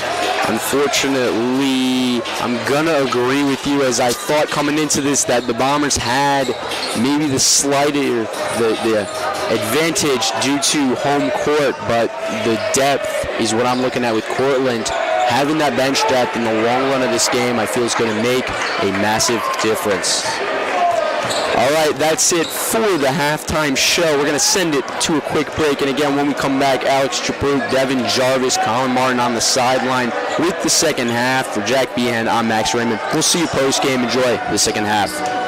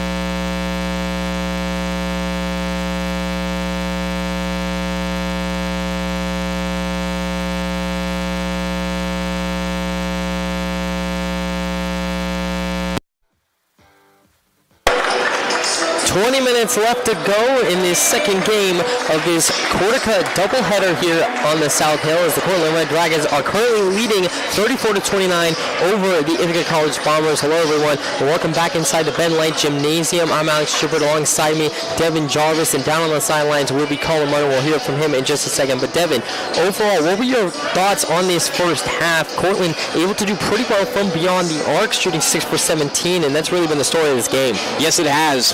Really, if the guys allowing these open three-pointers, it's been the deficit, and they will fall. But when it comes to who's doing the damage on the side of the court line, on the side of the Cortland side, one three-pointer from three individual players, Warmack, Austin, and Costin. But it's Curie who's been able to do a lot of the damage so far tonight for the Cortland Red Dragons, Alex. And with that, we're going to send things down to the third member of our crew, Colin Martin. What do you got? Thanks, guys. At halftime, I had the chance to talk with Coach Fareed, and he said it's not the size disadvantage that's getting his team out of this game. It's the hustle on the defensive end. He says that no size disadvantage is too much for his team to be allowing open looks around the rim. In the second half, expect a second level of defensive intensity and expect guards and forwards alike for the Bombers to be more active around the rim on the defensive ends. Alex, Devin, I'll kick it back to you. Thank you so much, Colin. And the Cortland Red Dragons are out of their huddle and ready to start the second half. They're going with their big set. Are Curry, Costin, and Davis, three forwards out there on the floor, along joined with Warmack and Isaiah Austin will be the starters for the Red Dragons. For Ithaca, Evan Cabral, Jalen O'Neill, Lawrence Brady, and Logan Wendell, along with Chris Lasath, who has the ball. Now kicks back out to Cabral on the left wing. Now swings it over to Lawrence Brady, top of the key. Now right wing, Wendell cutting inside, lays one up and off the glass and in. A great start for Ithaca, now 34-31 Cortland. And Alex, the real problem in the first half for the Bombers was their lack of production by their guards inside the paint. They do a great job of starting that off on the right foot early. Costin now deep inside the post, puts one up off the front rim. Laysmith able to get the rebound, and now Wendell bringing it up into the front court. And Coach Fareed talked about at halftime the lack of defensive production from Chris Laysmith. Despite his offensive production, he's able to get a stop there. Wendell drives baseline, now backs out towards the left corner. Now driving up towards the top of the key, goes across court to Lawrence Brady, right side, trying to drive inside. Now backs out to Wendell. Now Wendell driving right up Broadway, and he will get fouled by our Curry, and that will send him to the charity stripe. But you can see the attention to the drive inside the paint. 2 possessions right now for the Bombers. 2 times Logan Wendell has found himself underneath the basket. And so it won't actually be going to the charity stripe. Wendell will inbound it to Laysmith. Now back to Wendell towards the top of the key. And now he'll back outside the three-point line. And now he'll drive in right up Broadway. Knocked down by Costin. And the ball will roll out of bounds. And it will stay in Ithaca's favor as it went off of Davis last. Ithaca with a strong developed possession right here. Wendell looking to inbound again, goes to Cabral, right wing. Now he's driving towards the high post. Now in the paint area, throws one up and it falls. 34-33, Cortland up by 1, 18:45 left to go in this second half. First basket for Evan Cabral. He had 29 in his first 2 games. Now reaches over the 30-point mark for the first time this season. It's really integral for him to be a strong part of this offense because of the impact he had last year. Freshman, third on the team in scoring. Now Warmack, top of the key, goes to Austin. Now towards the right wing. We'll go back across court, back to Warmack. Now trying to drive up inside. Spin move, lays one up. It's blocked by Wendell. Able to get the rebound, and now we'll bring it back up for Ithaca. Now Ithaca going in fast pitch transition. Brady going right up Broadway. Lays one up and in. Beautiful layup there. Ithaca takes the lead 35-34 over the Red Dragons. Couldn't ask for much more in transition. You see a man of short stature at 6 foot go up and block a shot. Then it comes back to the other side, and LB finishes the job. Aaron Costin now hands it off to Curry, top of the key. Now right wing Warmack. 16 seconds on the shot clock. 17:55 left to go in this second half. Curry left wing drives inside, floats one over for Davis. Now in the high post area, down low. Now we'll kick one outside to Warmack. Now drives baseline. We'll throw one inside to Davis. Lays it up and in. Nice layup there. Now Cortland retakes the lead. 36-35. 17:38 left to go. Now O'Neill in transition. Now over to Laysmith, top of the key. Will hand off to Cabral, left wing. Cabral trying to drive baseline. He'll lay one up. No, kicks it out to Wendell, right corner. Now we'll go up to the top of the key to O'Neill. Pump fakes the shot. Drives inside. Throws to Laysmith. Foul called and it will go against the Bombers. That will be now against Cortland. Constant called for the blocking foul there underneath, just outside the circle basket there. So not able to get the charge against him. At the same time, Ithaca able to keep their personnel on the floor. They've already drawn 2 fouls to begin this, which is what they've done very well all season long, drawing fouls right now. And tonight it hasn't been off shots, it's been off the ball, but still you're doing the goal you hope to do. And Laysmith now with the ball down low in the post area, throws one up, it goes off the back iron. Warmack able to pick it up for Cortland. Now going into the front court in transition, Warmack driving all the way up and in, kicks it over to Davis, lays one up and in. 38-35, Cortland over Ithaca, 17:07 left to go in the second half. Now Wendell, left wing, driving forward towards the corner, kicks it out to Cabral, top of the key, drives up Main Street, will get knocked down. J-Rod Bobrun, able to knock it down for Cortland. And we talked about that identity, Alex, just last half. What can Ithaca do to find themselves back into their rhythm? One, it's playing at a fast pace, which they've done so far this second half, and 2, drawing fouls. These last 3 possessions, every single time Ithaca has drawn a foul and sent a guy to increase that foul tally. You're now 3 minutes in, have drawn 3 fouls, and you got a guy at the charity stripe who's doing a good job for you. And Cabral makes his first free throw from the charity stripe. That is his first of the night. So he's 1 for 1 now, and now Cabral on his second will put it up, and it'll go off the back iron. Rebound by Laceman. Now gets popped up in the air. Curry comes away away with it for Cortland. Now Warmack crossing over into the front court. He'll dribble left wing. Now throws it over to Austin, who checked in. Now Curry back at the top of the key, guarded by Lawrence Brady. Now dribble move right side. Will now switch off to Jalen O'Neal now. Trying to work his way into the high post area. Ball gets knocked out by O'Neal, and O'Neal able to pick it up. Back for Ithaca. Now in transition, fast pace up to Cabral. Lays one up and in. Beautiful job there by Cabral, and now it's all tied up. 38-38, 16:25 left to go in the second quarter. Cabral right now with 2 fouls, and he put himself in that trouble very early, but he's able to manage that damage now and is putting harm to this Red Dragon team early in the second half. Davis on the perimeter, guarded by Laysmith. Now able to and now Curry left wing, guarded by Laysmith once again. Now the crowd's starting to get into it here at Ben Light Gymnasium. Now cross court over to Austin, back up to top of the key to Warmack, drives up and in, reverse hook layup in, and that will count for Cortland. 40-38, Red Dragons over Bombers, 15:48 left to go in the second half. Wendell now right wing, driving in, kicks over to O'Neal, now around the horn to Cabral, left wing for 3, no, off the iron. Layseth able to get the rebound. Now Wendell once again, right wing, now goes cross court to Cabral, now driving left wing, guarded by Boborn. Now inside to Layseth, trying to go up against Arcari, he gets it to go. Ithaca ties it up once again, 40-40, 15:22 left to go in the second half. How about Chris Layseth now, able to find really strong production in these first 2 games of the season. He had 7 points against Rowan, 7 against Babson, and now reaches double digits today on 5 for 8 shooting. The impact that he's had on this team is far from expected. You're going in as a freshman, really not expected to get any time at all, but when you have 2 your main bigs go out, Layseth rises to the challenge and has really showed the type of impact he's had on the Bombers in these first 3 games and the type of impact he's going to have for the duration of this season. Curry was fouled by Layseth going back down the court. He makes his first free throw. Curry does, so 41-40 the current score. Now Curry with a chance to give Cortland a 2-point lead. It's up and it goes off the iron, and Layseth able to pick it up. Now goes over to Cabral, now crossing over to the front court. 15-10 left to go in this second half. Cabral right wing will throw it inside to Holmes, who just checked in. Aiden Holmes now in the high key area, goes back outside to the perimeter to Wendell. Now top of the key, Brady now across left wing to Cabral, who goes back towards the key. Guarded by Austin, now near side to Brady in the left wing, and it looks like he stepped out of bounds. So it will go Cortland's way.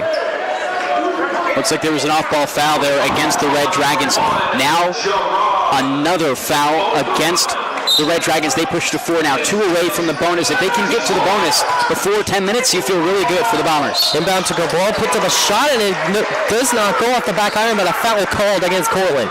You're averaging right now a foul per minute. Cortland right now at 5, 1 away from that bonus. And once you get there, not only do you put all of these Cortland players in foul trouble, you look at the tally right now. Costin right now is 3, Akuri has 3, Austin has 3, or rather, Costin has 3, and 4 other players on this Cortland team have 2. As Cabral's first free throw will rim around and in, so it ties up the game 41-41. Back to what you were saying, Devin. And excellent job right now. The Bombers continuing to draw fouls, which is what they should be doing. They have excellent guards who can go underneath and force difficult defense against a bigger team in Cortland to draw fouls, which has been their game plan in the second half. You could tell Fareed told them to do that, and they have been. Cabral misses his second free throw off the back iron. Cortland gets the rebound. Now Curry, top of the key, goes over to Austin, right wing. Now cuts back towards the perimeter and the outside. Now drives up Main Street, takes a shot from the charity stripe, and it will go off the iron and out. Now rebound to Ithaca. Cabral pushing it up towards the top of the key, hands off to Wendell. Wendell stutter step, drives inside, kicks out to Cabral, draws a foul there from Curry. And Curry, that would be his third foul. And now you're in a really tough position. You're in the bonus. Rather, 2 away from the bonus right now. If you are the Red Dragons, and the pace that Ithaca has been pushing against the Red Dragons, they haven't been able to handle. Really, it's been a speed up of play. You get the ball early in your possession, just drive. That's what they've been doing. Lacey gets the inbound, now over to Holmes, left wing for 3, yes! 44-41, Ithaca over Cortland, 14-15 left to go in the second half. I was going to say they haven't been taking three-pointers this second half for good reason because of the production they found elsewhere, but a good open look by Holmes to cash it in. Curry right wing goes now cross court to Warmack, left wing. Working against Wendell one-on-one. Now step back for 3. No. Off the rim and out, and Lacey able to pick it up for the Bombers. Now Cabral driving into the front court. Looking to make a pass. He'll cut inside to the left corner to Wissick, who just checked in. Now it's over to Wendell. Right wing. Drives up Main Street. Lays one up off the glass. Off the rim. No good. Lacey in between 3 Cortland defenders able to pick up the rebound. Puts one up. No good. Holmes trying to get the rebound. Is not able to get it. Austin able to come away with it for Cortland. Now Armbrew inside, and that pass will be missed. Will be a kickball foul, I believe. And it looks like it will stay Cortland's way. Evan Cabral in the middle there gets the kickball violation against him. Stays toward the side of the Red Dragons, but really on a chance there for Armbruster to attack on the far side corner and take a three-pointer. He doesn't do that, which if he made it would really have hushed what this Ithaca crowd has been showing so far. Ithaca doing a great job up by 3. Timeout here taken, and with that we're going to send things back down to the sidelines, and a third member of our crew, Colomano, what do you got? Alex, Devin, thank you guys. We've seen at the start of the second half the Ithaca College Bombers more willing to shoot the 3, and it's falling, but Cortland coming into this game with a mindset of their own. They want to shoot the 3 themselves. Cortland has no fear pulling it from deep range, which was highlighted on their matchup Saturday against Potsdam. They shot 40% on a combined 38 team attempts. Ithaca looking to continue to try to slow the game down as they've been converting in their half-court sets, but if we continue moving at this pace in this matchup with Ithaca shooting so well, I would not be surprised if we see the 3s fly more and more regularly. Alex, Devin, I'll kick it back to you. Thank you so much, Colin. And to your point, Colin, when you talk about high-scoring affairs, Cortland coming off of a 94-83 victory over Potsdam. And in that game, Cortland shot 39% from 3 compared to 31% for Potsdam. And right now, Cortland does not have a 3-point attempt in the second half, Devin, and that's a telling point right there. Yeah, it's what they lived and died by, especially in that first half. What was making them so successful, and the player who did that was Arcuri, who hasn't had a single attempt here in the second half. And really, it's the defensive pressure that the Bombers have put against the Red Dragons here in these first 6.5 minutes.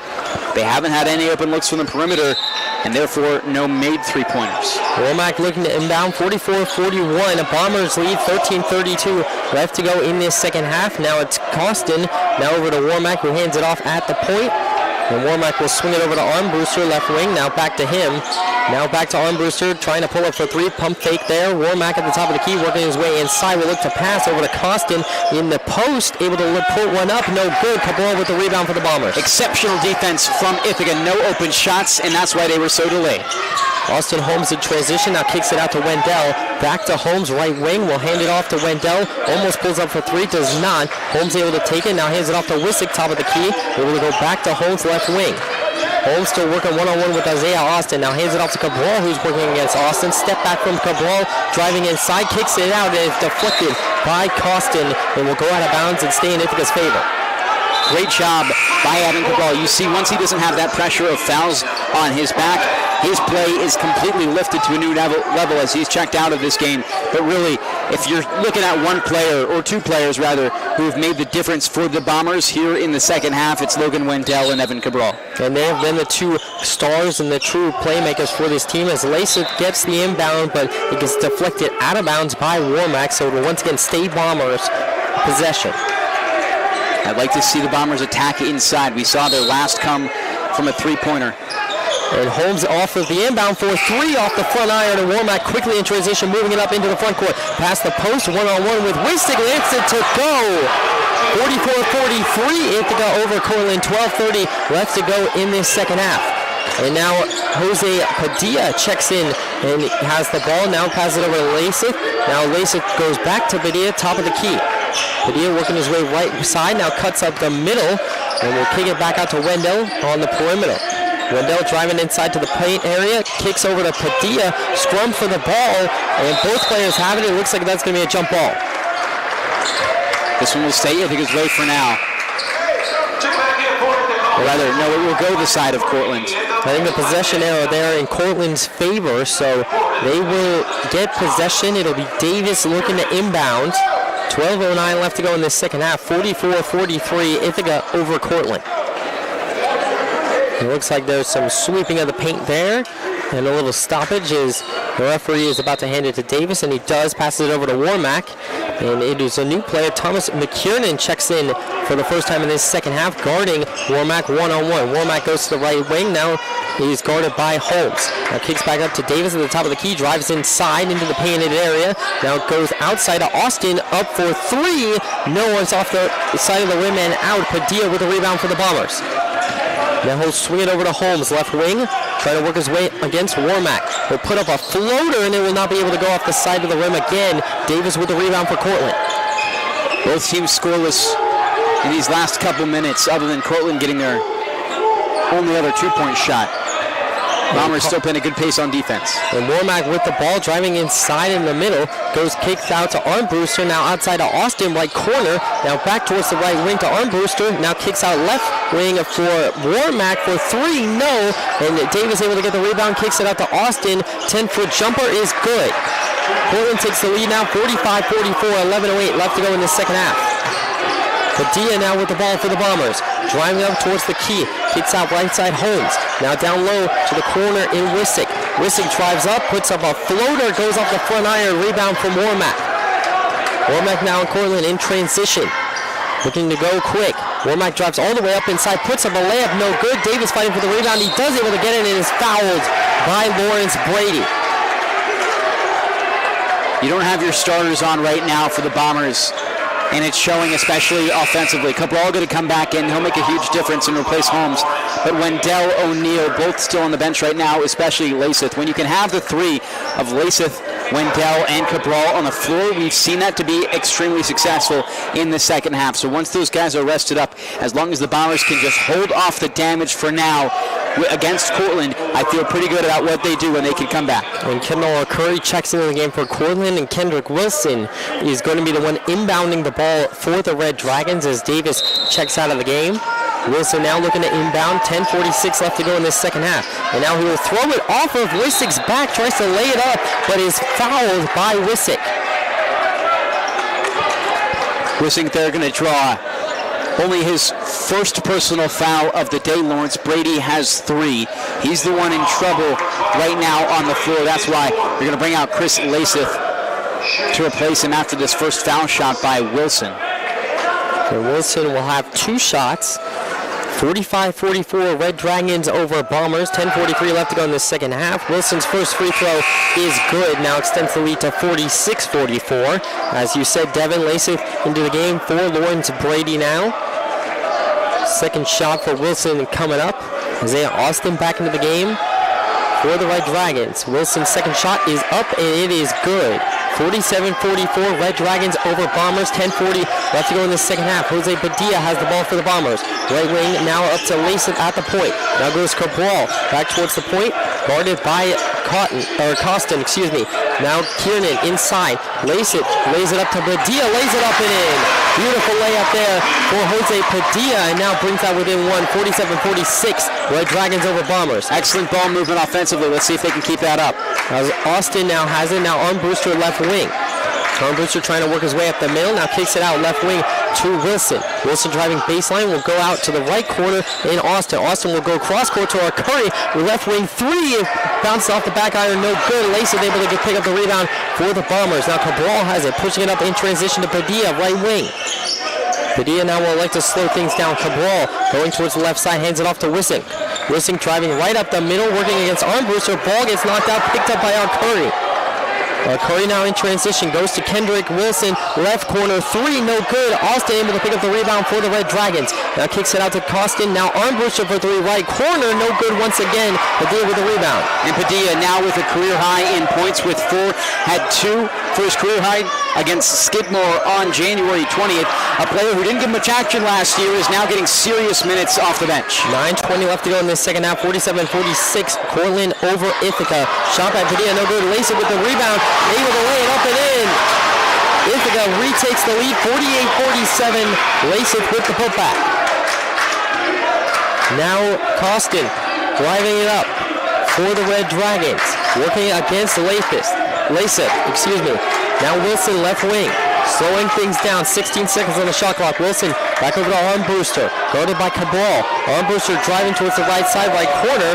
Now we'll throw things back to Costin. Costin goes one up for a Curry floater pass, no good. Padilla able to intercept it. Now Padilla in transition, passes it up to Wissing, back to Padilla. Now tries to go to Lasith, but it goes off of a Bombers player that will go Cortland's way. And quickly, Alex, I want to take a look around the Liberty League to see what action we have across the conference because, we're already in that full swing of basketball. We've had 5 games today as RPI took on Castleton, St. Lawrence against Oswego, Hobart against St. John Fisher, Union against Sarah Lawrence, and Ithaca, of course, against Cortland. RPI was able to take the win 63-55. Oswego able to lose by 1 point against St. Lawrence, 45-44. St. John Fisher weren't able to beat Hobart, 68-63. And then Union is right now in the middle of that second half, up by 8 points over Sarah Lawrence. And thank you so much for that update, Devin. And with the timeout on the floor, we're going to send things back down to the sidelines and call Marno. What do you got? Alex, Devin, at the start of the game, I mentioned the impact of a guy like Bryce Bleed. Not able to suit up for this game, still dealing with that lower body injury, but you can hear throughout the game from down here, get back, encouraging the defense right up there with the coaching staff on many of these possessions for his team to show that defensive intensity. Ithaca holding on to a lead at this point here, and it's largely in parts that defensive intensity, Bleebtree and the coaching staff alike, trying to boost the energy up. Alex, Devin, I'll kick it back to you up in the booth. Thank you so much, Colin, and that intensity from Bleebtree. We talked about it at the beginning of the broadcast, Devin, how he was going to have to be a leader off the court. Yes, he has, and you heard Colin mention it yesterday, the idea of him going into his senior season as a captain, and he has to deal with an ACL injury. It's a different expectation, and Coach said he's handled it exceptionally well, which is just a hard spot to be in, especially as a captain. And J-Rod Bobrun will inbound the ball for the Red Dragons. We'll kick it over to our Curry, now left side to Costin. And Ithaca wants a traveling violation, but does not get it. Wormack now at the top of the key, working against Cabral, hands it off to our Curry. Our Curry now looking, 13 seconds on the shot clock. We'll hand things back to Bobrun, now over to Wormack right side. Wormack able to drive up and in, lays one up, off the rim, no good. Lasith with the rebound.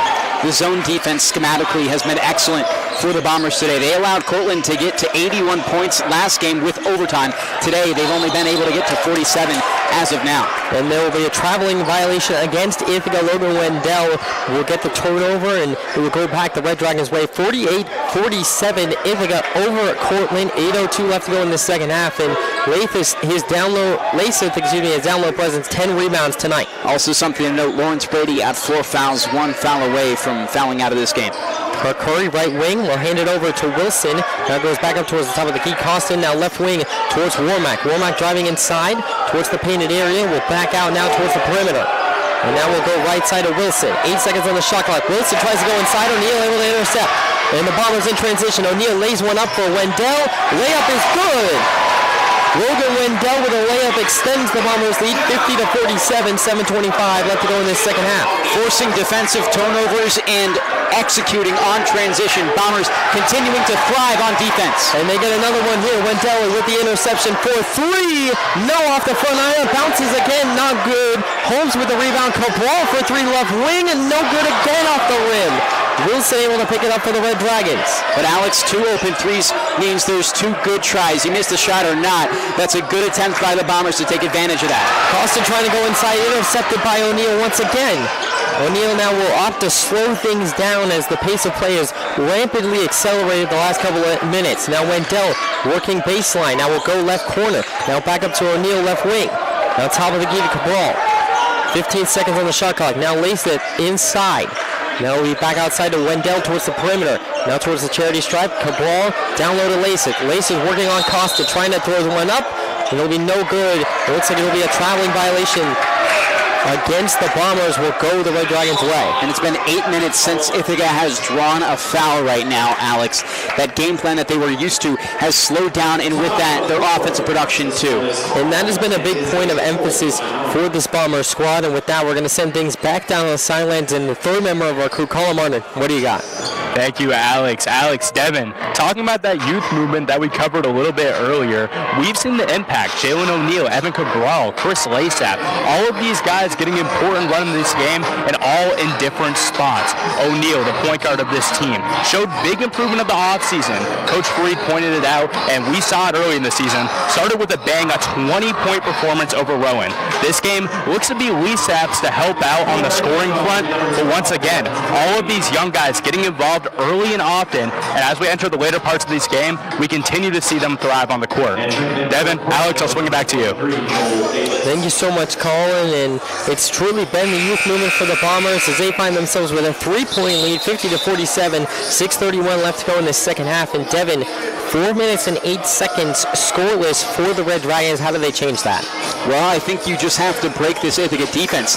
When you're playing a zone, you have to think about drawing multiple players of your zone into one corner and then kicking to the open guy. So if they can find open looks in the corner, put pressure on collapsing, 2 of the 3-2 zone that Ithaca has, you're going to find an open man, and then underneath. Right now, Ithaca has their corners and the paint exposed with the zone they're playing. That's really the only way I see them fighting back against this, but Ithaca's just been a great job at playing their zone defense balanced and meticulously of making sure nobody's going to get open and constantly communicating. If you can hear in that crowd, Mike, Ithaca communicating on defense, that means they're playing good defense, which they have tonight.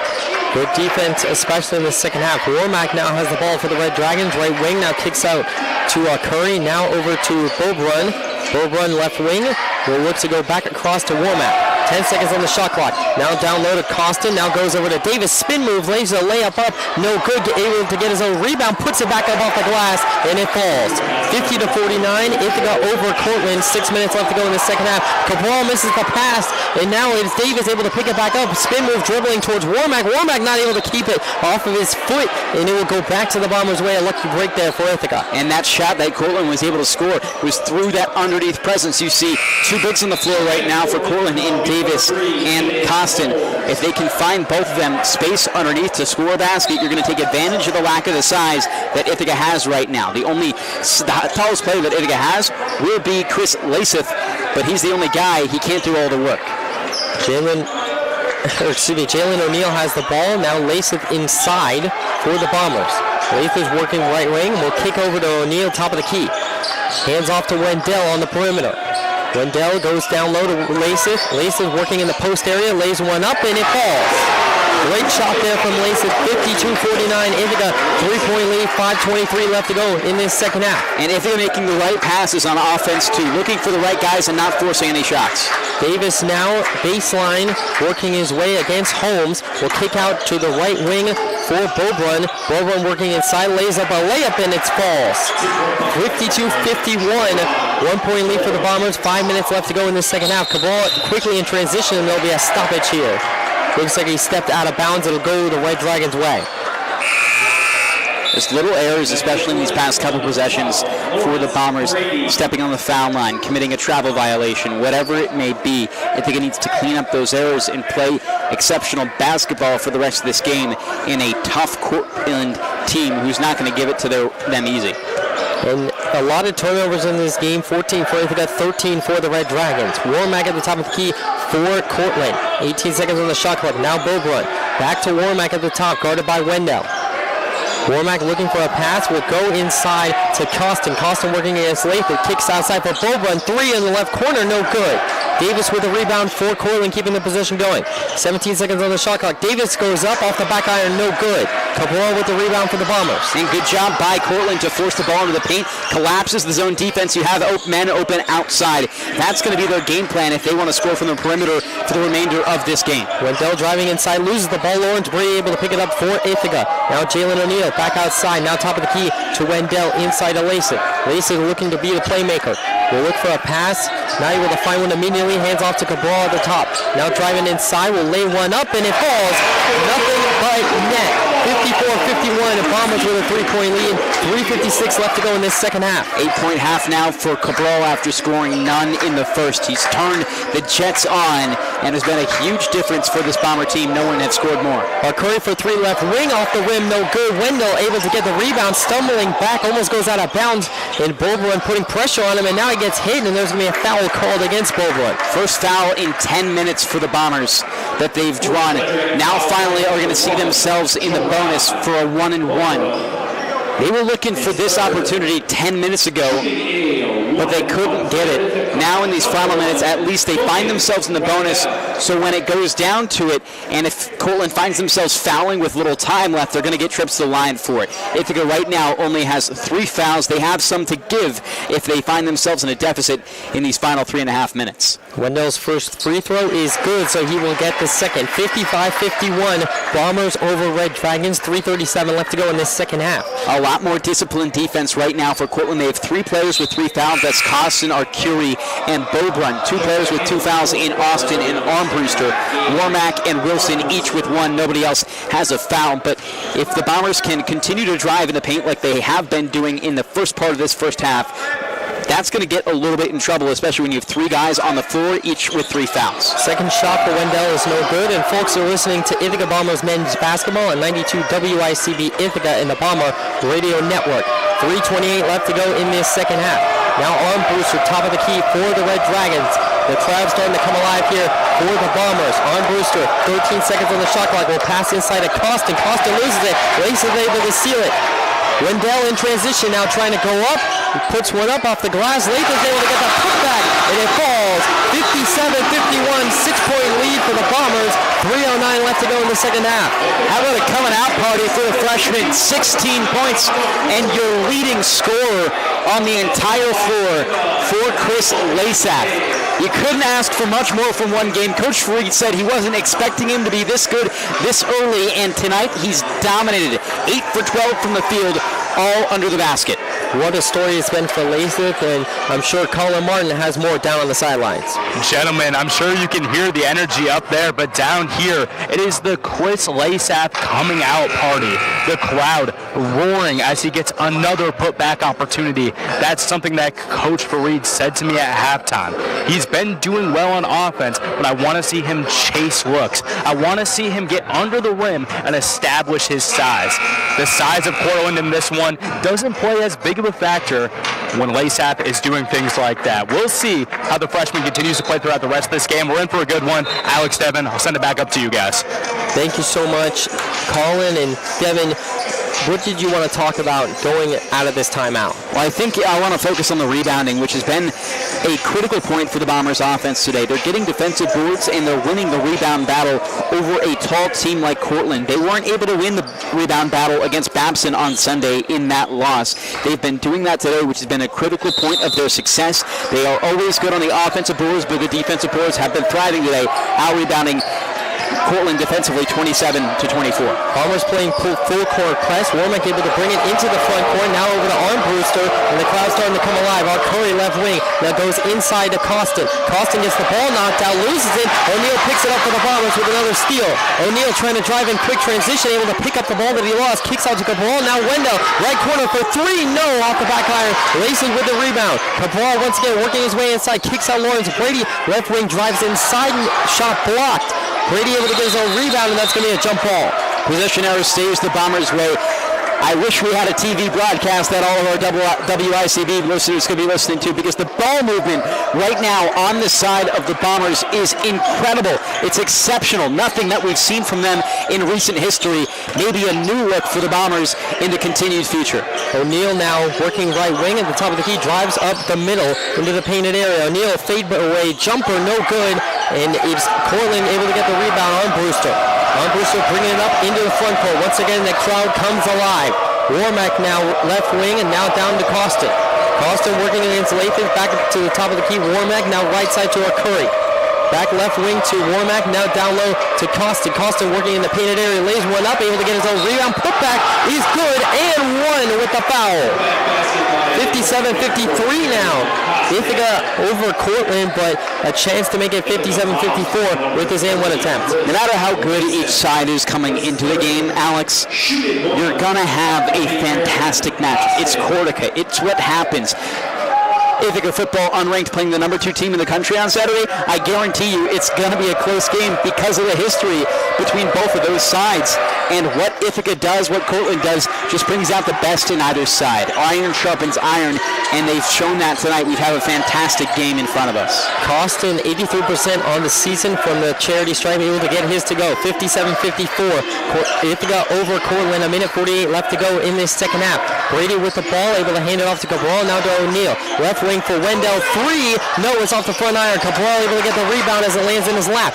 Goes back to Wendell on the baseline, and it looks like he stepped out of bounds, and that will go the Red Dragons' way. These possessions are going to be critical in these final few moments. 1 minute, 37 seconds left, a 3-point lead for Ithaca. They have to make these defensive stops. Do not allow a 3, and get yourself the ball back and score on the other side or draw a foul. Cortland's been 0 for 7 from beyond the arc in this second half. They have not gotten one yet. Armbruster looking to change that. Top of the key, now goes Warmack. Costin in the right wing area. Now Warmack at the top of the key, drives inside, kicks back out to Armbruster. Wendell able to get the interception. Wendell looking like Tommy Moran out there on defense.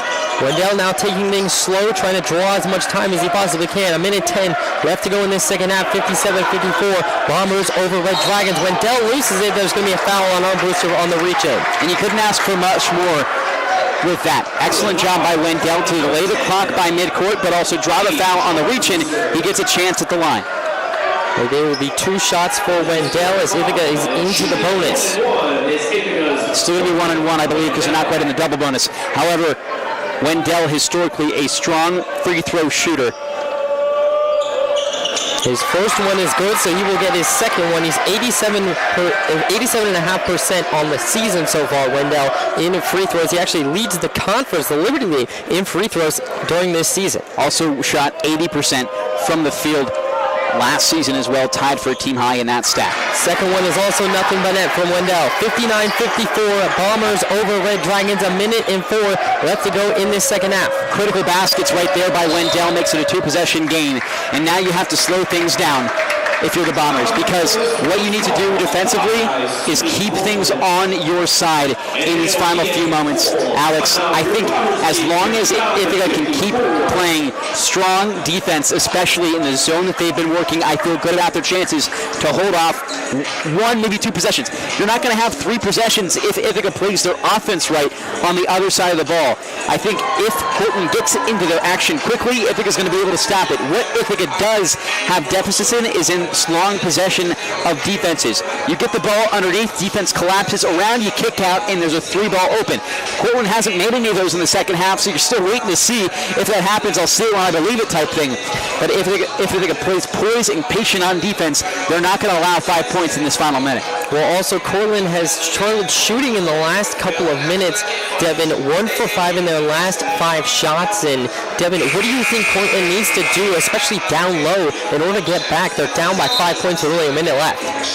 I think they just need to get down low, right? Find space by the paint, because right now they have their offense spread on the perimeter. If they have space underneath, there's not many defenders there. Get the ball to your guys in the paint. Try and avoid getting interceptions. The turnovers have been costly, especially in these last few minutes. If you can keep things to a minimum, keep the ball out of harm's way and find the ball into the paint, that's where you're going to look really good, and that's where the offensive production is going to come from if you're Cortland. Well, let's tell you all who's on the floor for both sides. It's our Curry, Costin, Davis, Armbruster, and Warmack for the Red Dragons. Wendell, O'Neal, Lasith, Cabral, and Brady are the players for the Bombers. Inbound to Warmack. Warmack going right up the middle, able to put one up, no good. Davis fighting for the rebound. He is able to come up with it, puts up again off the glass, no good. Rebound by O'Neal, and the Bombers trying to take things slow. 45 seconds left, and Wendell is fouled by Davis. And at this point in time, if Ithaca doesn't commit errors, they're not going to lose this game. You have the ball on the cherry stripe for 2 shots, rather for a 1-and-1. You make the first, you're going to be able to have a chance at that second. If you don't commit errors, an error is missing a shot from the free throw line. An error is committing turnovers. An error is committing easy baskets. You don't do any of those things, and you're going to win this game. I guarantee it. Ithaca up 59-54, 45 seconds. A pin drop can be heard here at Benlight Gymnasium as Logan Wendell puts up his first free throw, and it is good. 60-54 now, a 6-point lead for the Bombers. 45 seconds left. And now Wendell with his second opportunity on the 1-on-1. Wendell now will put it up, and it will go as well. 61-54, a 3-possession lead for Ithaca. Warmack inbounds the ball. Now goes up to Costin. Costin puts up a 3 from the left wing. Off the back iron, no good. Armbruster gets the rebound for the Red Dragons. Foul against Wendell. You had a foul to give. That's not a bad foul. You see Coach Free clapping for Logan Wendell on the sideline. More of encouragement. There's no problem with that. Now you're 1 foul away, or rather 2 fouls away from the bonus. Just be disciplined, continue, but you have still 1 foul to give. Warmack in the right wing, guarded by O'Neal. Ball almost knocked out of his hands. Armbruster puts up a jumper, and it is good. 61-56, 28.9 seconds left to go in this second half. And with that, we're going to send things down to the third member of our crew on the sidelines, Colin Martin. Alex, Devin, you can hear it from this Bombers sideline. Coach Reed saying, do not slow down, do not hold back. We've seen in the late moments of this game, Ithaca's intensity only ramping up, and this full-court press that they've implemented has made Cortland nervous. Cortland has put up a lot of bad shots in a row. When not putting up a bad shot, it's rushed at the very least. Coach Reed incredibly pleased with how his team is playing so far, but 30 seconds left, a 5-point advantage in the way of the Bombers. Business is not finished yet. That's what Coach Reed is telling his guys right now. Devin, Alex, let's kick it back to you. The fast-paced identity for this Bomber team has been really the success mark. You see a 61-56 score. It doesn't seem fast, but when you can see the possessions develop, you can see how fast is Ithaca taking those shots. How are they forcing Cortland to be uncomfortable on defense? Those are 2 things that they've been extremely good at, particularly in this second half. If they stay fast but don't commit errors, they have a real shot of continuing to hold the lead. Inbound knocked away by Warmack, so Ithaca will have to inbound it again. 28.7 seconds left on the clock here in the second half, 61-56. Ithaca over Cortland, and another timeout here taken in order to slow things down. And that's really to the advantage of Cortland. The more you can slow things down, let Ithaca, think about what they're doing. Sometimes it's best just to not think, right? Just let your body do what's natural, second nature, muscle memory. That's what's going to give you advantage sometimes. I think if Ithaca puts too much thought into this, they're going to get a little bit in trouble. Do what they've been doing so far, Alex, and they're going to find success. And Cortland so far struggling, especially in the second half from 3. Cortland was lighting it up from beyond the arc in the first half with 6 for 17, but is now 1 for 11 in their last 11 3-point opportunities, Devin. And as you mentioned, they live by the 3-pointer. They also die by the 3-pointer. Yes, they do. And they were able to be so successful in the SUNYAC last year, making it to the semifinals, going 11-7, and losing when things were all said and done to Oswego. but it was because of how efficient they were able to be on the three ball. As long as they find production there, they're going to be good. If they don't find production, they're going to have to find things elsewhere, and they haven't been able to in the second half. And that offensive production struggles have really cost Cortland their lead. As going into halftime, it looked like it was going to be a very tightly contested contest, but now 28.6 seconds is a 5-point lead for the Bombers. Padilla looking to inbound again right in front of the Cortland Red Dragon bench. We'll have to wait and see when the referee hands in the ball. Padilla looking for the pass. Now O'Neal trying to go deep. He'll bounce it over to Wendell. Wendell has it in the corner. Reach in foul by our Curry to stop the clock with 27.4 seconds left. Now 2 shots. You're at 10 fouls in the double bonus, and you fouled the wrong person. You fouled somebody who has only missed one free throw shot in this game. He's made all of his last 4 ready for the broadcaster's jinx. But listen, Logan Wendell is the person of anybody on this roster for Ithaca that you want to have at the line. And the number 1 free throw shooter in the Liberty League Conference through 2 games. He will have his first shot here. It is up, and it is nothing but net. Logan Wendell clutch. First free throw will have his second one. 62-56, 6-point lead for Ithaca, 27.4 seconds left. Wendell now coming up to his second shot here.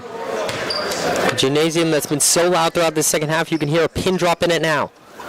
Wendell puts it up, and it rims on out. Davis able to pick it up for the Red Dragons, 25 seconds and counting for Cortland. Davis rushing on inside, will put up a layup, and it will fall. That will stop the clock with 20.2 seconds for the moment. Lace is looking for the inbound. He will throw one up to Wendell, and they are going to say that Warmack touched it out of bounds. We'll call a timeout in favor of Ithaca, actually. Logan Wendell was ready for the inbound, kept calling a timeout before the ball was released. It was going to be a turnover by Cortland, not called. Good job there to stay disciplined and really limit what Cortland had an opportunity to do there. You don't make turnovers, you're going to feel pretty good about it. And with 20 seconds to go, you still have 1 foul to give. And 1 timeout left for both sides, Devin. And so one more time, either side can stop the clock.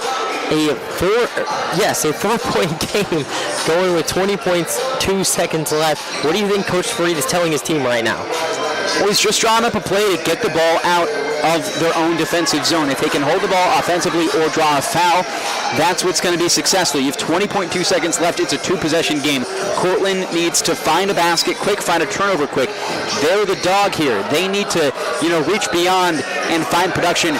Ithaca on the other side of things, just play at their own pace and don't make errors. But you can see Coach Fareed is focusing on the boundaries on the far and near side of the court, of really mid-court. Move up and down there, find space, and that's where you're going to be able to find a pass to. And Cortland going to have to try and use, they have a lot of size, they have a lot of length in terms of their arms of their players, trying to get a tip ball, something to create a turnover. 20.2 seconds left as both teams come out of the huddle. Logan Wendell will now be the one inbounding for the Bombers. O'Neal, Cabral, Holmes, and Padilla are the men on the floor for Ithaca. And Wendell will inbound it to Padilla. He will immediately get fouled by Armbruster, and so he will go to the line. It's a little bit out of reach now. You're just hoping for really Padilla to miss these foul shots. And for a guy like Jose Padilla, was perfect actually from the line in his freshman season. And Padilla, not a lot of attempts, but still perfect.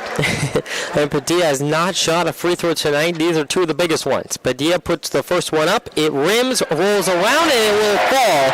That one took about 5 bounces, but it does go in for Jose Padilla, 63-58. Yeah, is this the dagger, Alex? He is able to cash that one. It could be the dagger. It forces it to not only a 2-possession game, but a 3-point play required in one of those 2 possessions. Padilla puts the second one up, and it rims on out. 5-point lead for the Bombers, 63-58. 15 seconds left to go. Costin to Davis now. They still got a foul to give. Costin will put up a 3 at the top of the key. No good. Wendell able to corral for the Bombers. 7 seconds left, and a foul given by Davis. Bombers had to be sure to foul off the ball, or rather foul on the ball if they weren't taking the shot. Good job by Jalen O'Neal to keep it disciplined. And now Ithaca up by 5 with 6.5 seconds. It's going to take a miracle if Cortland wants to come back, and that deficit is going to increase. And you can hear there's a large majority of the Ithaca football team. I can see Sam Torango, Isaiah Kauser, and company down there in the student section. They were just chanting, start the buses. As the first one for Wendell is good. He puts up the fingers. 6.5 seconds left, a 6-point lead for the Bombers. And now he will get his second shot to potentially push this to a 3-possession game. Wendell puts it up, and it rims out. 6-point lead for the Bombers, 5 seconds left. Curry puts up a 3. It will not go. It comes off the rebound, off the backboard. The clock strikes 0. Ithaca a resounding win on their home opener, and they get the second game of this Cortica Jug doubleheader on the South Hill. 64-58 the final. Devin, what were your thoughts on this game? Chris Lathrop is my thought. The fact that he was able to come into this game, rise to the moment in front of the home crowd, and deliver on the biggest game of the season. It's your first time seeing a game at home, and Chris Lathrop really showed up under the basket, especially offensively throughout the entire game, but defensively in that second half, he did everything you could ask for. And we're going to see who Colin Martin decides to talk to in a couple of minutes. He will have a post-game interview down on the sidelines. So we'll have to see who he will talk to in just a moment. But when you look at the stat sheet, 21 points from Logan Wendell and 16 points from Chris Lathrop leads the day for the Bombers. And look at the guy being mauled here by the sideline, number 30, the freshman Chris Lathrop. He's going to be the star of this game, and for good reason. What a performance by the freshman. And a double-double for Lathrop today. 16 points, 13 rebounds, 8 for 12 from the field. He did miss his only free throw. He had 2 steals, a block, and 1 assist on the day as well. A truly standout performance for the first year. And we're going to have to wait and see who Colin Martin talks to in just a second. He's hunting for some players. We're going to have to see as they are exiting the floor. And Coach Fareed down there congratulating his guys, and Lathrop and company making his way to the locker room. And it looks like he is going to grab Chris Lathrop, and we have Colin Martin and Chris Lathrop down on the sideline. All right, awesome, man. Obviously, you come out of a big game like this. It's a rivalry game. You put on a big show. How you feeling, man? It feels good. It just feels good to win, especially with the rivalry game. You know, I've always seen this game on Twitter and Instagram. It's fun to just be a part of it. I love games like these. Coming in as a freshman, how are you adjusting? Putting up a double-double. It looks like you're feeling comfortable on the glass. How you feeling so far? No, I'm feeling good. I mean, I've done that throughout high school. I just want to feel comfortable on here, and the guys make me feel comfortable. And, you know, that's just kind of what I do.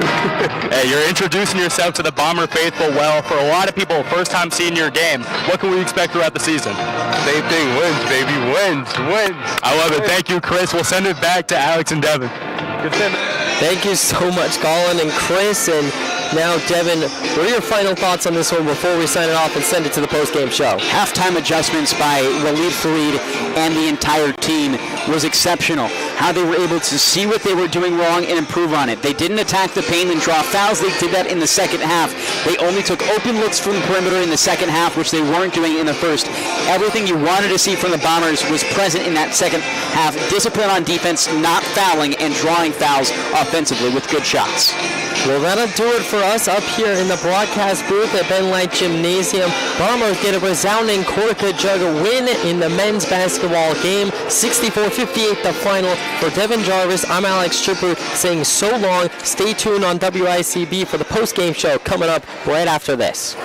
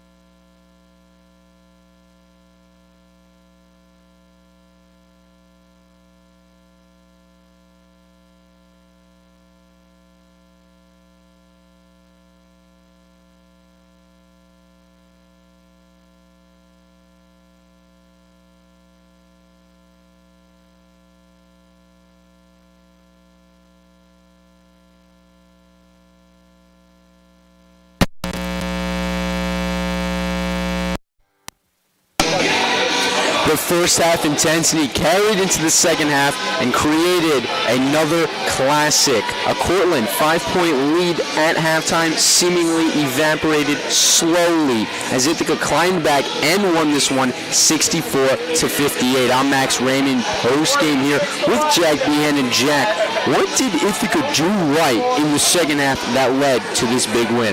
They rebounded the basketball. They actually beat Cortland in the rebounding game tonight. It was so impressive to watch some of these guys go out there and give their absolute hearts out. I mentioned in the pregame, gang rebounding. Every single guy on the basketball court has to defend and they have to rebound. They couldn't give Cortland second shots, and they didn't. It is a key reason why Ithaca won this one tonight. Definitely, and it really felt like Ithaca could hear you. You kept harping on the rebounds, and throughout that game, and it was gang rebounding. It was not just one Ithaca man down low trying to get the ball. It was the whole team at times going for it. And Jack, this was a great game, but now you have the ability to award an MVP. Is there anyone you think tonight earned that award? I 100% do. He wasn't the leading scorer, but he, in my opinion, was the biggest contributor to Ithaca tonight. Chris Lasath, true freshman, 16 points and 13 rebounds. One of the more impressive performances I've seen this year. You want to talk about a guy coming out of nowhere. This guy might not even have been supposed to be playing at this point of the year right now. He is making key contributions to this team, going up against one of the tougher teams in the area and arch rival Cortland. Definitely, and I will totally agree there. Just definitely, his impact made a difference, and we talked about needing a difference maker, needing someone to step up and come up with a big play, and it was a collection of plays, and he made them. And now we look over to the other side, to Cortland, who came into this game and we thought, oh, they've got the size, they've got the numbers and the depth, but Ithaca really proved it wrong. What went wrong? We'll start with that. What really seemed to go wrong in that second half? They were way too overly reliant on three-point shooting. Cortland took 27 three-point shots. That is monstrously too many for a team when you're that oversized in comparison to your opponent. The thing is, Ithaca dominated the post play in this game. Ithaca led 40-30 in points in the paint in this game. That is a crazy difference for a team that it looked like the point guard for Cortland was taller than the tallest player on Ithaca. It was crazy, the game plan for Cortland, and it did not work out in the slightest for them. And now, although it's a loss and you can learn from a loss, there's also things that you can see went right that you're going to want to implement in the future. And was there anything tonight for Cortland that you really thought that they need to keep that up in order to get back in the win column? Their hustle. It was, if they can play that hard consistently throughout the season and then they can finish some games, this team will be fine. This team will be totally okay. They'll be a competitive team. They just kind of lost it towards the end of the season, towards the end of the game, excuse me.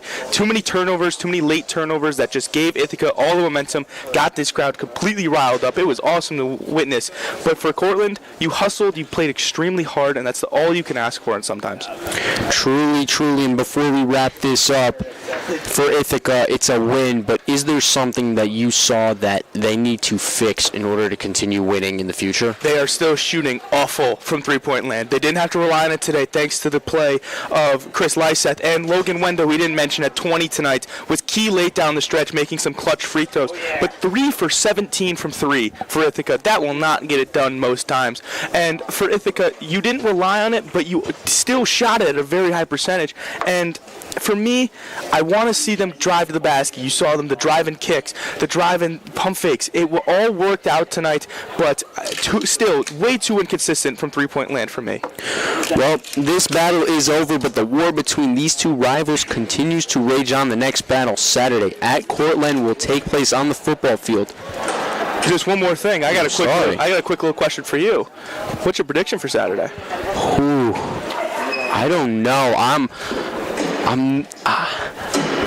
gonna be confident in the fact that this Ithaca team is figuring things out at the right time. And during that press conference today between the coaches, the Cortland coach made a point saying that it seems like Ithaca is peaking at the right time, and I'm going to pick the Bombers to win this one. How about you? I love that pick. I I agree. I think Ithaca is playing at the level they need to beat this Cortland team. I think this Cortland team is a wagon, but if any team's going to do it, it's a team on a 5-game winning streak that feels red hot and season on the line. For Cortland, they already know. They're playing next week. They're playing in the NCAA tournament. For Ithaca, you got to win this game and get an at-large bid. I'm super excited for Saturday, and we all hope you guys turn in as well to watch that one. Definitely Saturday. Coverage of the 65th annual Cortland Jug Games, starting with a 2-hour edition of Countdown to Kickoff at 10 a.m. Special thank you to our Manager of Television and Radio Operations, Reese Finch, Sports Director Toby Zabore, Athletics Director Susan Bassett, Justin Lutz, the all-powerful Frank Myra, and the entire Athletics Communication staff, WICB Station Manager Matt Manisplin. For our outstanding field producer, Matt Giavoni, and studio producer, Sarah Stark, alongside Jack Bien, I'm Max Raymond saying so long from Ben Light Gymnasium. Ithaca wins. Have a good night, everyone.